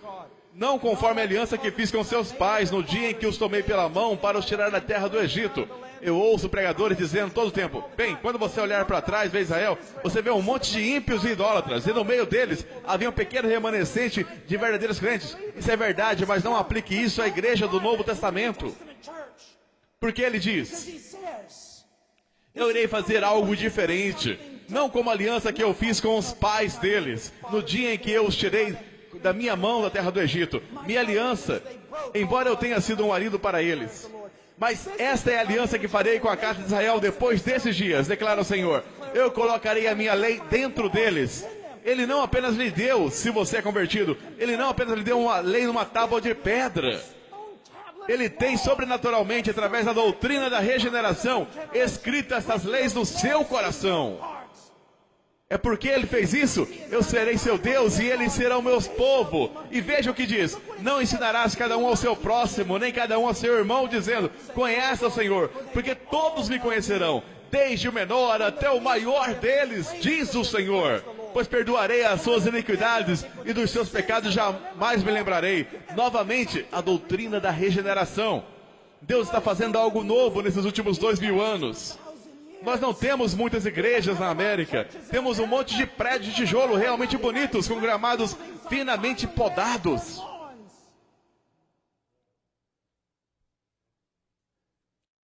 Só porque alguns dizem que são da igreja ou que são cristãos, isso não quer dizer que realmente sejam. Veja o que diz. Eles não terão que ensinar um ao outro. Isso não quer dizer que você não haverá pastores e mestres, mas haverá um proeminente conhecimento de Deus entre eles. Particularmente com relação aos seus pecados terem sido perdoados. Veja rapidamente o capítulo 32. Verso 38. Eles serão meu povo e eu serei seu Deus. Ele não diz, eu espero que sim, talvez, se eu der sorte, se eu conseguir evangelista suficiente para trabalhar para mim, talvez isso dê certo. Ele diz, eu vou trazer um povo a mim, um povo pelo qual entregarei meu filho. E ele diz, eles serão meu povo e eu serei seu Deus. Veja isso, eu lhes darei um coração, um só caminho. Agora não fique bravo comigo, mais do que você já está, pelo menos. Mas me ouça, nos anos 70 e 80, todas as marchas para Jesus, todos lamentando e chorando. A igreja está tão dividida, a igreja não é uma. Meu querido amigo, deixe-me dizer isso. Se a igreja não é uma, então há uma oração que Deus, o Pai, não respondeu para seu filho. E a promessa da nova aliança falhou. Então eu quero redirecionar você um pouco. Eu quero lhe submeter que a igreja é uma. Ela sempre foi uma. Você já se sentou no avião, ou talvez encontrou alguém com quem você conhecia no supermercado, e você sendo batista ou menonita, ou qualquer coisa, mas verdadeiramente evangélico, verdadeiramente cristão, você fala com ele não mais que poucos minutos e você descobre, ele é um crente. É um que está vivo. E naquele momento você daria a sua vida por ele. Você daria a sua vida por ele. Eu me lembro uma vez, nós estávamos no departamento Amazonas, no Peru, foi no tempo do Sendero Luminoso. E estava acontecendo uma guerra civil lá. Nós viajamos 22 horas no caminhão que carregava grãos. E mais ou menos, meia-noite, nós tiramos a lona, e o caminhão parou e nós pulamos na selva. Nós passamos a noite bem na margem da selva e fizemos caminho para certo lugar. E na metade do caminho nós nos perdemos, e no dia seguinte então nós oramos, eu e meu querido amigo Paco, estávamos orando, Deus, nos dê uma direção, estamos perdidos. Se formos encontrados aqui, os terroristas dominam esse lugar, nem os militares entrariam aqui. Nós clamamos, Deus, nos dê uma direção. Nós ouvimos um sino. E então ouvimos alguém falando. No começo achávamos que era uma conversa estranha. Então percebemos que era um garotinho vindo do campo, com seu burro, e ele estava falando com seu burro. Então ficamos atrás dele e o seguimos. Então ficamos na extremidade da cidade, cabanas, casas de tijolo, e eu disse, Paco, você sabe o que os terroristas forem donos disso, nós estamos mortos. Sim, mas nós chegamos a algum lugar. Então nós descemos, fomos até um homem que estava bêbado no escuro e dissemos, Há irmãos por aqui? Porque todo mundo sabe o que isso significa nas montanhas. Significa um cristão verdadeiro. Então ele disse, aquela senhora bem ali. Então eu fui até lá. Era uma velha mulher nazarena. E eu bati na porta. E eu disse, sou um pastor evangélico, por favor, me ajude. Aquela senhora saiu com uma lanterna, ela me agarrou, puxou-me para dentro, ela agarrou a paca e nos levou para baixo. Sua casa ficava em um tipo de precipício no meio da lama, e nos levou para o porão onde havia alguns fenos e galinhas e outras coisas, e ela nos fez sentar lá, e ela aqueceu, então chamou um garotinho, veio, e ela disse, vai chamar os outros irmãos, e eles começaram a trazer galinhas e yuca e tudo mais, arriscando suas vidas. Por quê? Porque somos um. Pare de dizer todas essas tolices que você está dizendo, que o corpo de Cristo está dividido, e que é uma bagunça, que está cheio de pecado. Eu não falaria da noiva de Cristo dessa maneira se eu fosse você. O que você tem é um monte de bodes e joio no meio das ovelhas. E porque muito pouca disciplina bíblica é compassiva, é praticada na igreja, elas vivem entre as ovelhas, eles se alimentam dessas ovelhas e as destroem. E aqueles entre vocês que são líderes na igreja vão pagar um alto preço quando você estiver diante daquele que as ama, porque você não teve coragem suficiente para se levantar e confrontar o ímpio.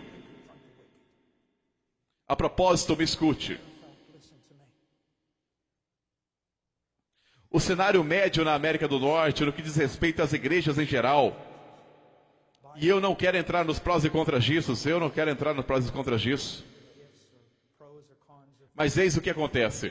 Por a pregação do evangelho ser tão baixa, a igreja é basicamente a maioria carnal, cheia de pessoas perdidas. E por ser uma democracia, eles em geral são os que governam a direção da igreja.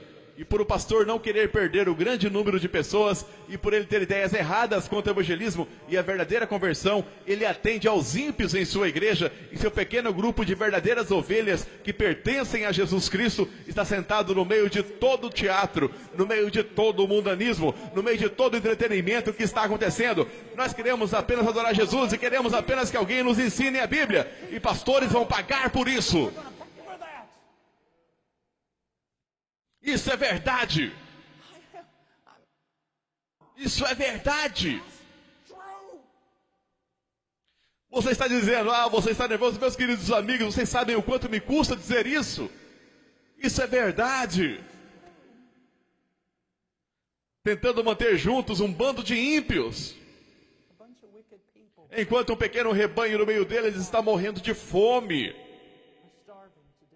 E fazendo com que eles vão à direção que eles não querem ir com a maioria dos carnais. Escute-me. Se a minha esposa estivesse no Walmart, tarde da noite, e você estivesse passando por lá e você tivesse visto 2 homens que estavam abusando dela, 3, 4, 5, 10 homens estivessem abusando dela e machucando-a, e você abaixasse a cabeça em nome da autopreservação, e você passasse de lado, eu quero te dizer algo, amigo. Eu não vou apenas atrás daqueles 10 homens, eu também vou atrás de você. É a noiva de Cristo e ela é preciosa para Ele. Vai custar-lhe servir Jesus. Poderá custar a sua igreja, a sua reputação, a sua denominação, absolutamente tudo. Mas a noiva de Jesus Cristo é digna.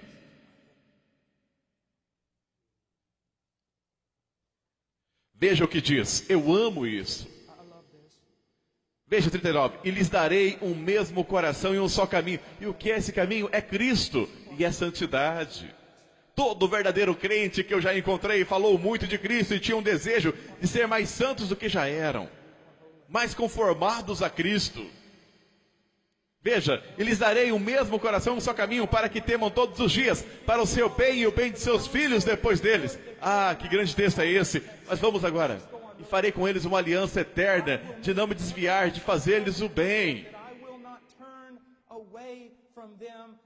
Agora, nós apenas lemos isso e muitas pessoas que são ímpias, que estão perdidas, apenas vão à igreja no domingo, elas ouvem este verso de sim, Deus fez uma aliança eterna comigo, Ele nunca se apartará de mim, nunca, nunca, e estou seguro por causa da graça de Deus. Mas eles falham em ler a segunda parte. E veja o que diz: e farei com eles uma aliança eterna de que não se desviar de fazer-lhes o bem. E porei o meu temor nos seus corações, para que nunca se apartem de mim.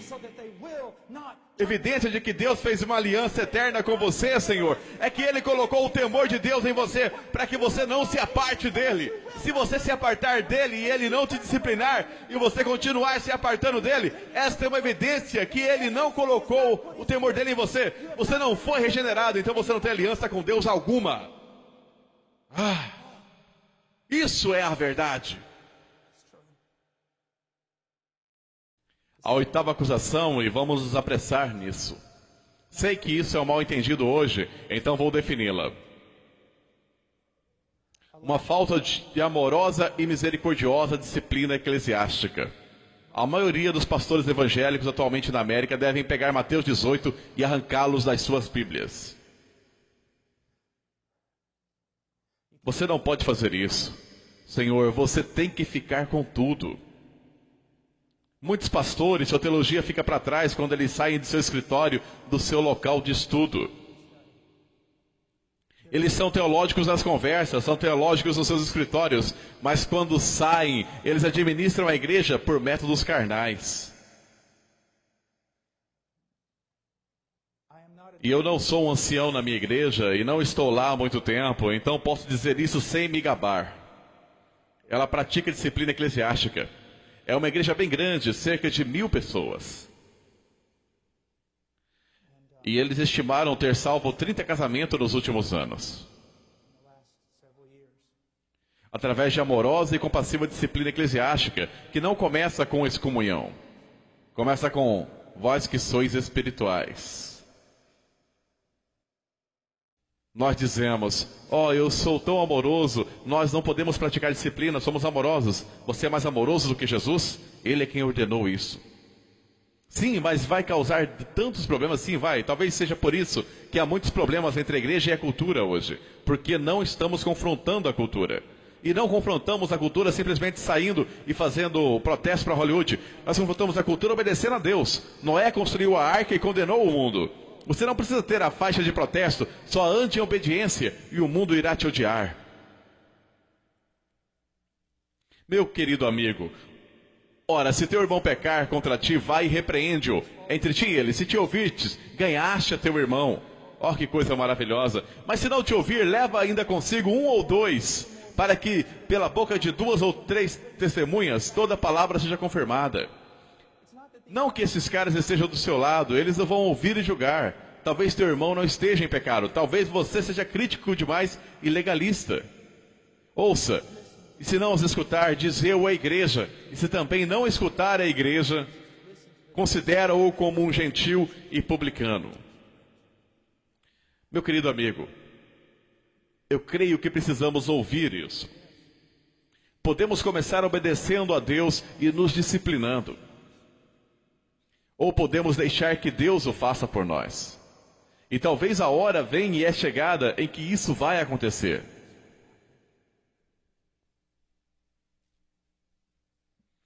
Não estou falando de homens críticos, legalistas e odiosos. Já existem muitos. Eu estou falando de um homem, de um grupo de anciãos, líderes, que amam o bastante para arriscarem suas vidas. Porque sabem que isso não é um jogo, isso não é algo que fazemos apenas para esta vida. A eternidade está em jogo, a salvação de almas. Olhe para todas essas livrarias cristãs. Olha para os livros antigos, dos dias antigos de Wesley e Whitefield, e repetidamente dos puritanos reformados. A maioria desses livros lidou com o que é o Evangelho, como você o prega, como você leva alguém a Cristo, como você discerne uma verdadeira conversão, como você se torna um doutor de almas. Nós nos unimos em Roma nessa questão. Roma, bebê é batizado, o bebê é cristão, o bebê é de Roma. Nunca mais lide com a conversão, apenas crie todo tipo de métodos mundanos para mantê-los na igreja. Evangélicos têm feito o mesmo. Ore uma pequena oração com eles depois de 2 ou 3 minutos, depois de meia hora de pregação, sendo que 25 minutos foram de histórias bem divertidas. E então lance a rede depois de 5 minutos. Aconselhe-os um pouco e então os declare salvos e passe o resto dos dias discipulando-os e imaginando por que eles não crescem. Quero lhe dizer, eu creio em um discipulado pessoal 1 a 1. Mas, meu querido amigo, a igreja se deu bem por 1000 anos ou mais sem ele. Sem aquilo que conhecemos como discipulado pessoal, com todos os livros e coisas diferentes. Quero que você pense nisso. O discipulado pessoal de 1 a 1 se tornou gigante no final dos anos 70 até hoje. Qual era o clamor? Estão saindo tantas pessoas pela porta dos fundos quando estão entrando da frente. E a razão disso é que não estamos discipulando as pessoas. Não, isso está acontecendo porque as pessoas não estão sendo convertidas. Porque suas ovelhas, elas ouvem a sua voz e o seguem.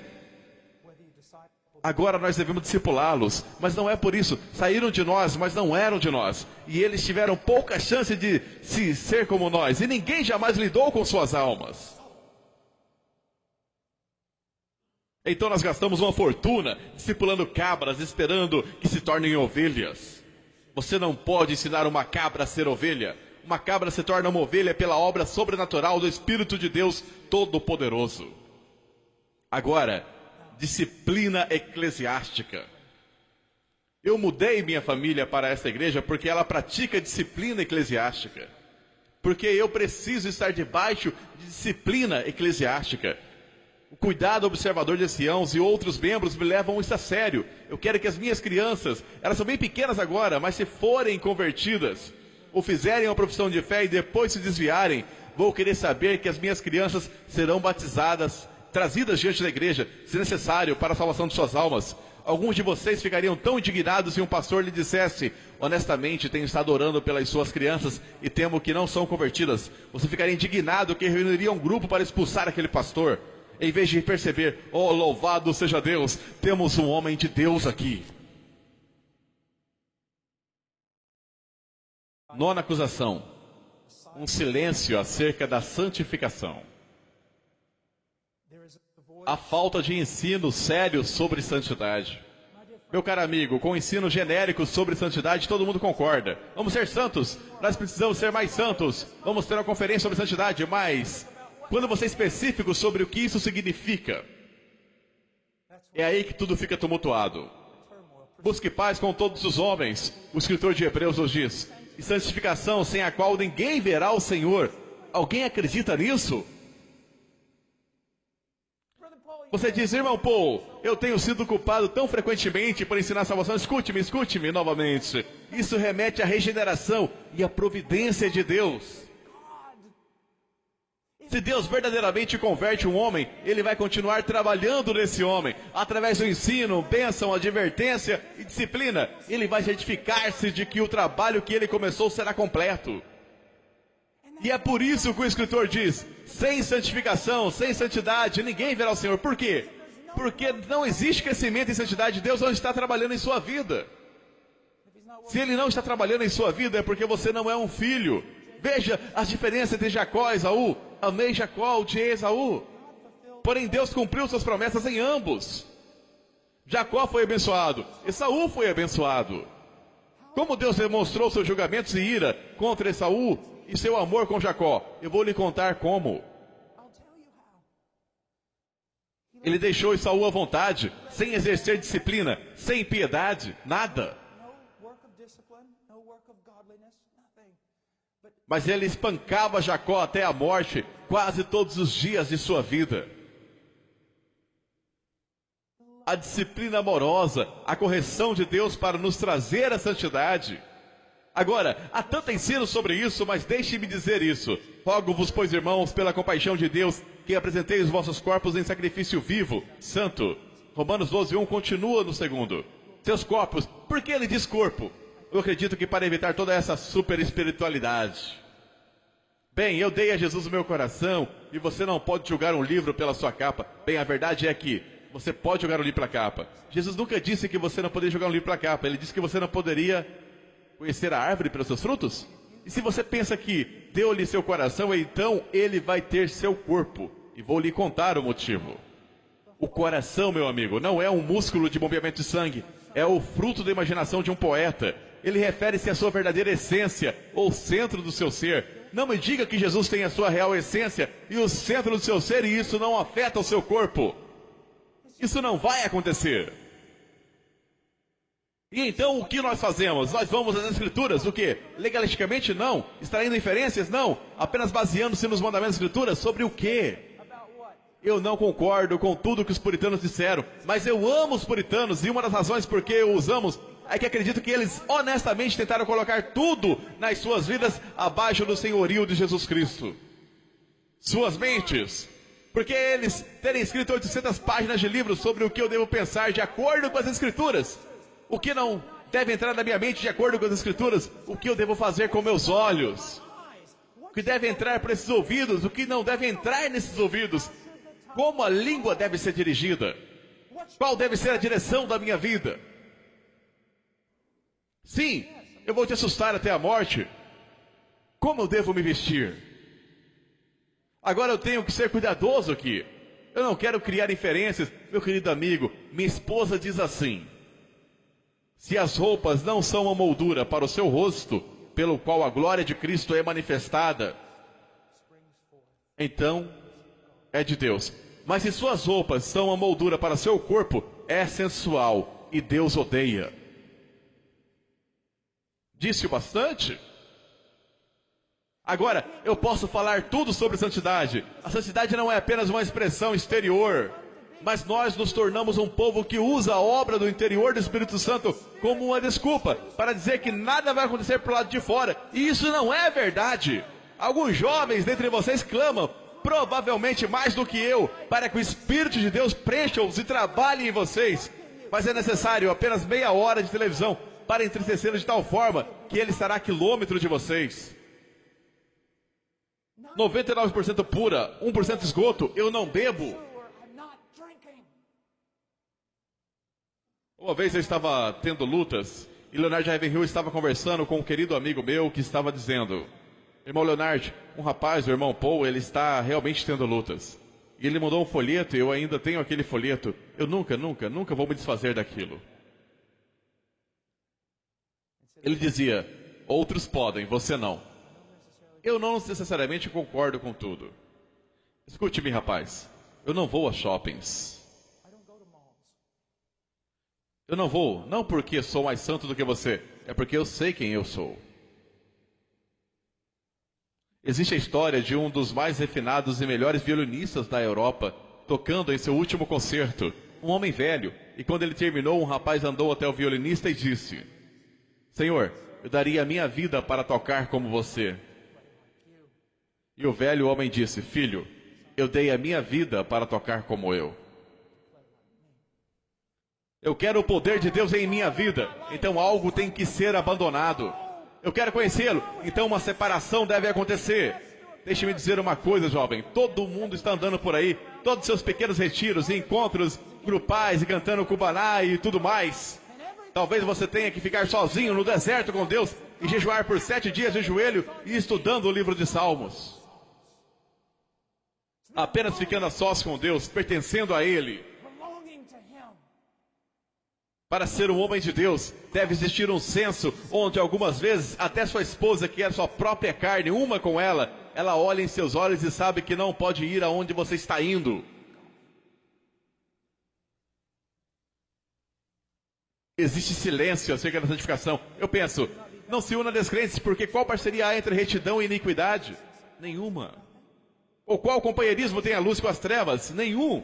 Trevas é o oposto da revelação de Deus.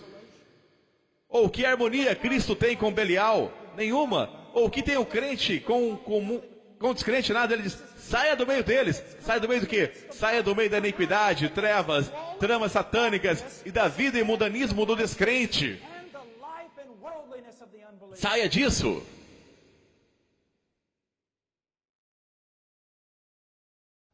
Eu tenho uma 10ª acusação e esta é muito importante para mim. Sendo um homem mais velho, com uma família jovem, eu não havia me casado até os 30 anos de idade. Minha esposa teve algo como um pequeno tumor cerebral nos primeiros anos e não podíamos ter filhos. E então, louvado seja Deus, uma criança nasceu. e depois outra, e depois outra, e depois, quem sabe, risos. A psicologia e a sociologia têm substituído as escrituras no que diz respeito à família. Meus queridos amigos, pastores e líderes, pensem nisto. Nossas igrejas, ou nossos cultos dominicais, melhor dito, são tão cosméticos. Apenas porque parece haver uma adoração bonita em um sermão que foi legal e as pessoas parecem movidas, isto não é evidência. Eu vou lhes dizer o que é evidência. A casa, os casamentos, as famílias. Juízes 17:6. Naqueles dias não havia rei em Israel, cada qual fazia o que achava direito aos seus olhos. Se eu converso com as pessoas, porque eu converso com várias, e encontro um homem de Deus que criou filhos reverentes a Deus, eu vou e me apego a ele. Mas na maioria dos casos, sabe o que eu descubro? As pessoas com quem eu converso na igreja são todos ligados a fábulas profanas de sociologia, isso e aquilo e qualquer outra coisa. Cada qual o que acha mais reto e não conseguem se dar conta disso. Mas sempre que tem a oportunidade de encontrar um homem e uma mulher que adequaram a si mesmo e a sua família de acordo com as escrituras, a diferença é esmagadora. Quando estou em um avião, adoro fazer isso. Homens sentam ao meu lado e depois começam. O que você faz? Ah, eu sou casado. E eles? Ah, o que mais você faz? Ah, eu sou o pai. E o que mais você faz? Bem, se tiver algum tempo livre, eu prego um pouco. O que importa se um homem ganhar o mundo inteiro e perder a sua família? Deixe-me colocar dessa forma. Baseado no que você cria seus filhos e ama sua esposa? Baseado em quê? Se você não consegue ir às escrituras agora mesmo, pegar os versículos e me mostrar como a sua família está fundamentada nela, posso lhe assegurar que você é cativo da psicologia e da sociologia, dos caprichos e das mentiras deste século. Veja bem, você não tem o direito de fazer isso, você não tem autoridade, Senhor, separado da palavra de Deus. Veja Gênesis 18:9, porque eu os escolhi para que ordene a seus filhos e a sua casa depois dele, a fim de que guardem o caminho do Senhor e pratiquem a justiça e o juízo, para que o Senhor faça vir sobre Abraão o que tem falado a seu respeito. Que maravilhoso! E preste atenção, Romanos capítulo 12, versículo 1 e 2. Bem, o versículo 2 nos conta que a vontade de Deus é perfeita. Então, sempre que lhe sobrevier a ideia, como um homem de Deus que estou sacrificando a minha família para o bem do ministério, vou lhe dizer que você é um mentiroso de cara lavada. Você está sacrificando a sua família pelo bem do pequeno reino que você está tentando construir. Porque a vontade de Deus é perfeita. Isso significa que eu não tenho que violar a vontade de Deus no que diz respeito à minha família, a fim de cumprir a vontade de Deus no que diz respeito ao meu ministério. Deus não precisa de você. Ele deseja sim que você seja obediente. Que você seja obediente. Só quero lhe dar 2 exemplos. É quando alguém me perguntou uma vez, irmão Paul, você é contra o evangelismo? Eu disse sim e não. Eu não sou contra o evangelismo bíblico, mas sou contra a forma com que você está evangelizando. Você é contra a escola dominical e grupo jovem? Sim e não. Quero lhe explicar uma coisa. Agora, por alguns de vocês, eu não vou ser suficiente. E para alguns, eu só quero usar essas 2 coisas para apontar o que está errado conosco. Escola bíblica dominical. Não importa de qual denominação você faz parte. Se você faz parte de alguma denominação que é de alguma forma organizada, posso lhe assegurar que suas denominações gastam milhões de dólares com material para a escola bíblica. Milhões de dólares com conferências, em ensinar professores a ensinarem na escola bíblica. Em fazer tudo o que está na regra para promover a escola bíblica. Isso é um fato. Deixe-me perguntar alguma coisa. Quanto dinheiro sua denominação gasta e quantas conferências e horas de trabalho são disponibilizadas para ensinar pais a ensinarem seus filhos? Então agora você percebeu, não é mesmo? Deus não tem um plano B, Ele tem um plano A. Se você evita o plano A, o plano B não funciona. Não estou dizendo que as crianças não podem se unir em grupos, serem catequizadas ou ensinadas ou qualquer coisa, mas se isso começar a sugerir a substituição do ministério do pai no lar, exploda em pedaços.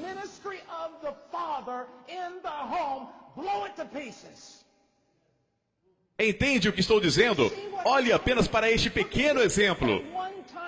Tudo pela escola bíblica, tudo pela escola bíblica, mas há dificilmente uma conferência em todo o país para ensinar homens a educarem seus filhos. Na maioria das vezes, a escola bíblica não é nada mais do que entretenimento, pois o professor de escola bíblica não tem a autoridade para disciplinar seus filhos. E ainda que tivesse, não fariam, pois não acreditam nisso.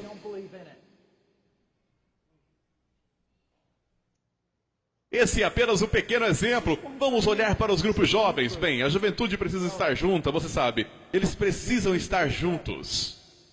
Tudo bem, vamos ver Provérbios 13 e 20. Quem anda com sábio será sábio, mas o companheiro dos insensatos sofrerá aflição. Quem lhes disse que a juventude deve estar junta? Quem lhes disse isso? Eu vou lhe dizer quem disse isso. Psicólogos da década de 60. Separação entre as gerações. A juventude deve permanecer com os adultos para que parem de agir como tolos ingênuos. E unam-se à maturidade, deixando de lado a tolice, a qual leva à destruição. Não digo que vocês não podem reunir a juventude, mas caso façam, sugiro que tenham os pais junto a eles. E você diz, bem, e quanto à juventude perdida que chega à nossa igreja? Bem, o que eles estão vendo agora? A juventude perdida chega à sua juventude cristã na igreja e vê quase o mesmo que vê em sua própria casa. Sem pais, crianças ensinando crianças, ou um cara um pouco mais velho com gel no cabelo ensinando seus filhos. Mas o que aconteceria se a juventude perdida chegasse à sua igreja e eles vissem lá as crianças e a juventude em um relacionamento amável e maravilhoso coletivamente com seus pais? Então eles diriam, nossa, nunca vi nada como isso antes. Olha só o pai dele, ele ama. Quero dizer, ele ama o pai dele. Quero dizer, olha só. Então isso é o cristianismo.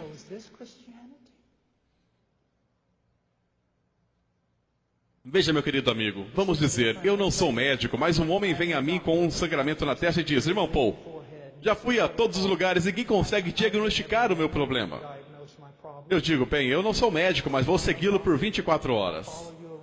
E eu noto que sempre que o relógio soa, soando 1 hora, ele bate em sua própria cabeça com um tijolo uma vez. Soando 2 horas, ele bate com o tijolo em sua própria cabeça 2 vezes. Soando 12 horas, ele bate 12 vezes em sua própria cabeça com o tijolo.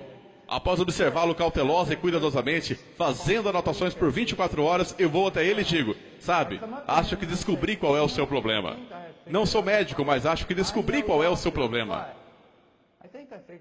É patético dessa forma entre nós, igreja. Por que nossos filhos fazem o que fazem? Porque tudo é como um velho, querido santo. Alguém o questionou uma vez por que seu filho adolescente sair de uma moça jovem para um lugar reservado. E disseram, você não confia em seu filho? Ele disse, não, eu confio em meu filho. O que fez pensar isso? Eu não confio em seu pai. Eu não deixaria o pai dele sozinho com uma mulher que não fosse sua esposa. E tenho muito mais a perder que o menino. Tenho muito mais controle sobre minha própria vontade do que um adolescente com hormônios raivosos. O que o fez pensar que eu o deixaria? Nós violamos princípios bíblicos após princípios bíblicos, após princípios bíblicos. E depois imaginamos por que está tudo uma bagunça. Apenas uma passada bem rápida comigo. Vocês sabem que quando eu digo bem rápido, estou falando em alegoria ou algo assim. Ai, ai.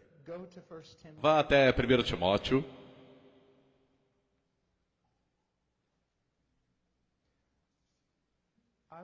Há alguns meses atrás, eu estava ouvindo sobre todas as coisas horrendas que estavam acontecendo com nossa Não sei como vocês chamariam agora, república, democracia, país, realmente não tenho certeza. Estado socialista?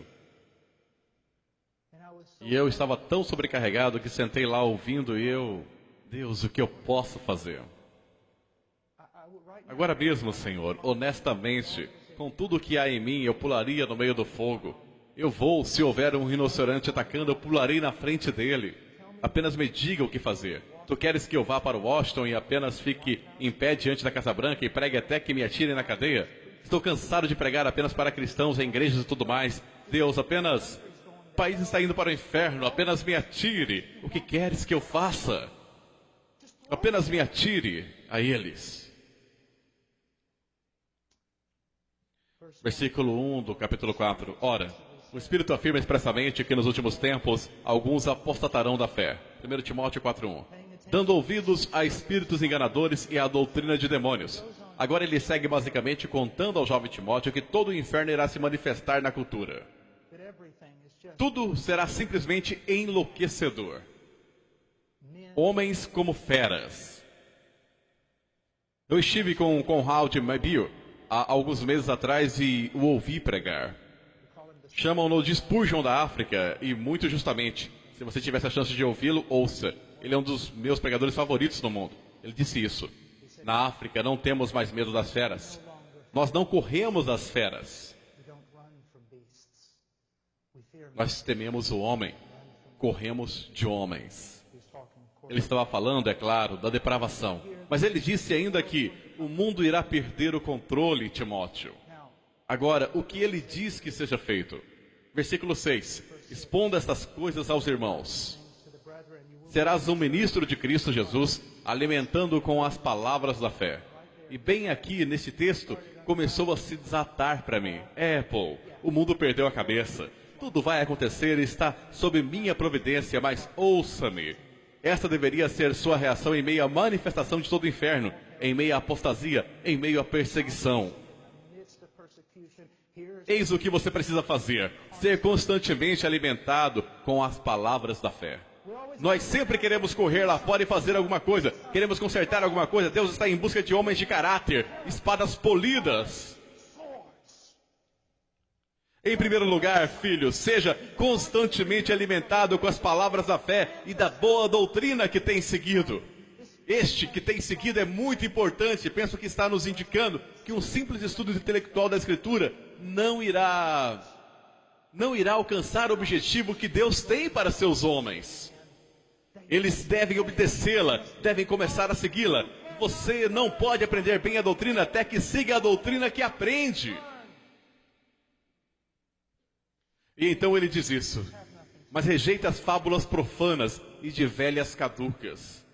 Meu querido amigo, deixe-me contar uma coisa. Toda essa coisa de igreja emergente, muito desse negócio de crescimento de igrejas, toda a sensibilidade cultural jogando pela janela a sensibilidade à Bíblia, é apenas um punhado de menininhos querendo brincar de igreja sem o poder de Deus em suas vidas. E eu vou manter essa opinião.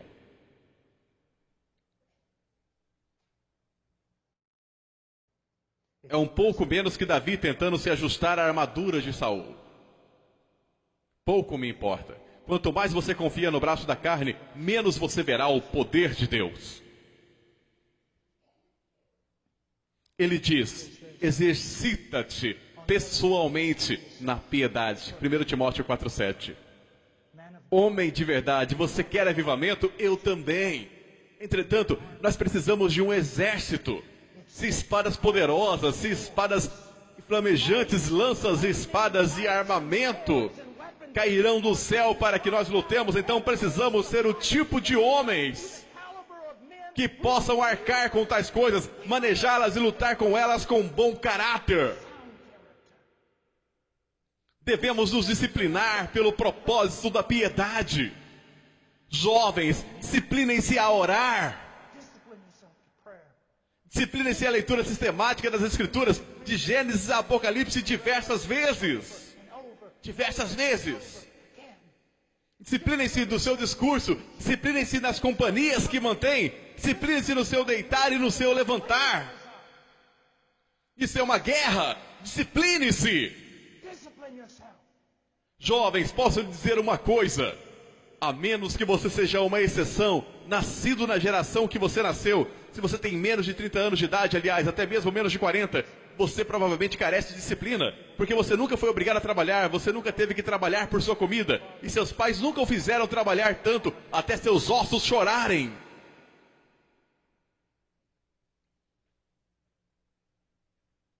Os homens que mais têm realizado e sido usados por Deus têm sido homens de trabalho no ministério.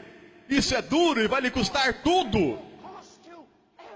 Tudo, tudo. E assim que você for um homem velho, estará quebrado, mas forte nas coisas de Deus.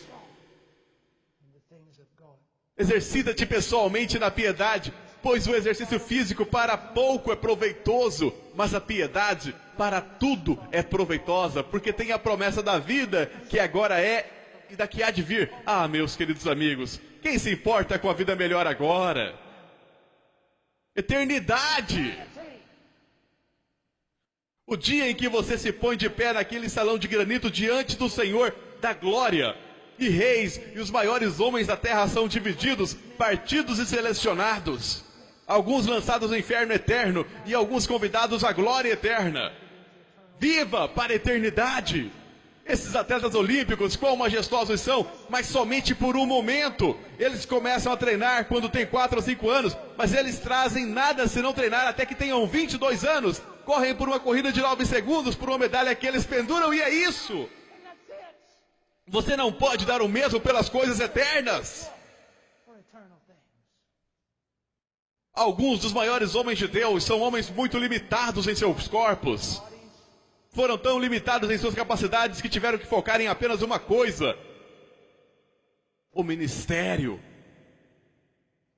O exercício físico para pouco é proveitoso. Fiel é esta palavra e digna de inteira aceitação. Ora, é para que se fique labutamos e nos esforçamos sobremodo. Portanto, temos posto a nossa esperança no Deus vivo.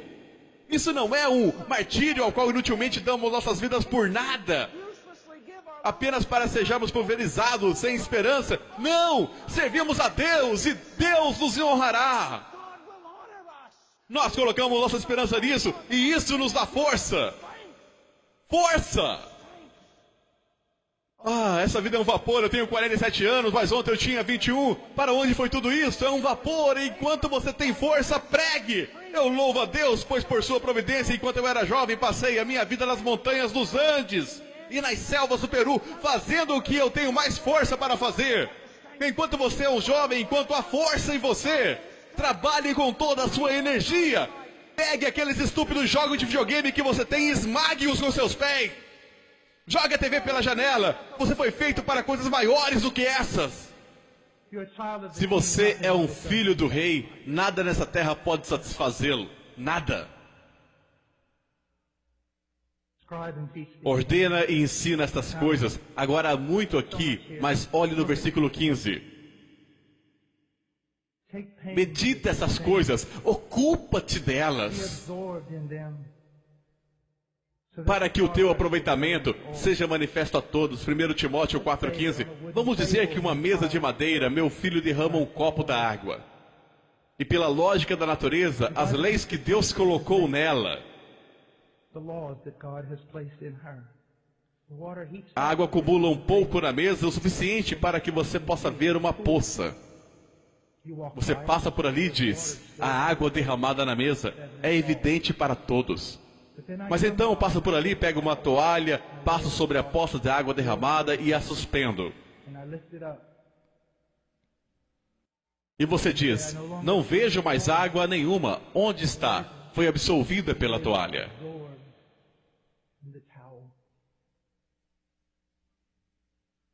Homens, vocês devem estar absolvidos nessas coisas de piedade e caráter.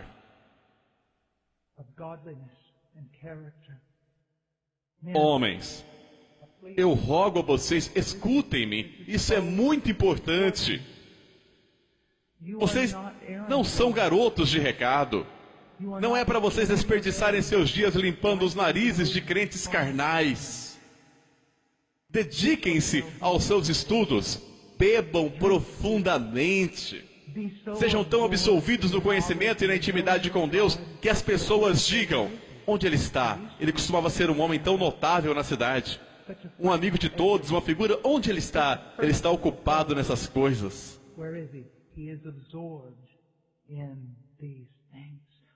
Nós somos homens de Deus, somos ministros do Altíssimo. Deveria haver uma alteridade sobre nós. Deveríamos ter um olhar de contemplação em direção a um ganho distante.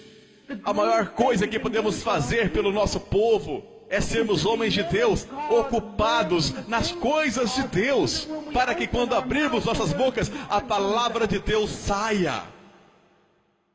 Na igreja que frequento, Jeffrey Noblet é o pastor principal. Ele sempre se dedicou aos estudos. Mas quando eu cheguei lá, conversei com ele, conversei com outros líderes. E sempre que alguém me perguntava alguma coisa, eu dizia: por favor, faça isso. Tomem o quanto puder do fardo do irmão Noblet e deixem que ele viva para o estudo com Deus.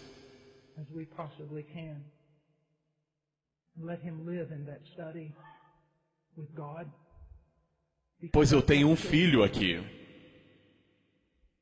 E o maior presente que aquele homem poderia me dar é estudar para se apresentar aprovado e vir ao púlpito no poder do Espírito Santo e proclamar: assim diz o Senhor, corrigindo e repreendendo, anunciando grandes promessas e advertências. Por favor, façam isso por mim. Pastor, por favor, faça isso pelo seu povo, porque ele diz: tem cuidado de ti mesmo e da doutrina. Continua nesses deveres, porque fazendo assim salvarás tanto a ti mesmo como aos teus ouvintes. Vamos acabar logo com isso. Esse versículo significa quase nada na comunidade evangélica hoje. Quantos pastores e pregadores você pensa que tomam isso seriamente? Eu preciso ter cuidado de mim mesmo para garantir a salvação para mim e para aqueles que me ouvem. Eu tenho uma pergunta, pastor. Quando foi a última vez que você examinou sua própria fé, a sua própria vida, para ver se você realmente está na fé? Para ver se você realmente o conhece? Veja, meu amigo. Eu tenho grande certeza quando estudo minha própria conversão. Quando a discuto com outros homens, quando olho para os 25 anos da minha peregrinação com Cristo, tenho grande certeza de o ter conhecido. Mas mesmo agora, se eu me desviasse da fé e fosse embora e continuasse naquela direção para a heresia e o mundanismo, essa poderia ser a maior das provas de que eu nunca o conheci. De que a coisa toda foi um trabalho da carne. Eu sei que eu estou dizendo, está sendo marcante para você. Você pensa: meu Deus, eu nunca ouvi tal coisa. Esse é o antigo caminho. Leia o Peregrino. Tem cuidado de ti mesmo e da doutrina. Persevera nessas coisas, porque fazendo isso, te salvarás tanto a ti mesmo como aos que te ouvem. Que Deus abençoe a sua igreja. Glória seja dada a Deus, Senhor. Obrigado pela oportunidade de fazer esse trabalho, Senhor.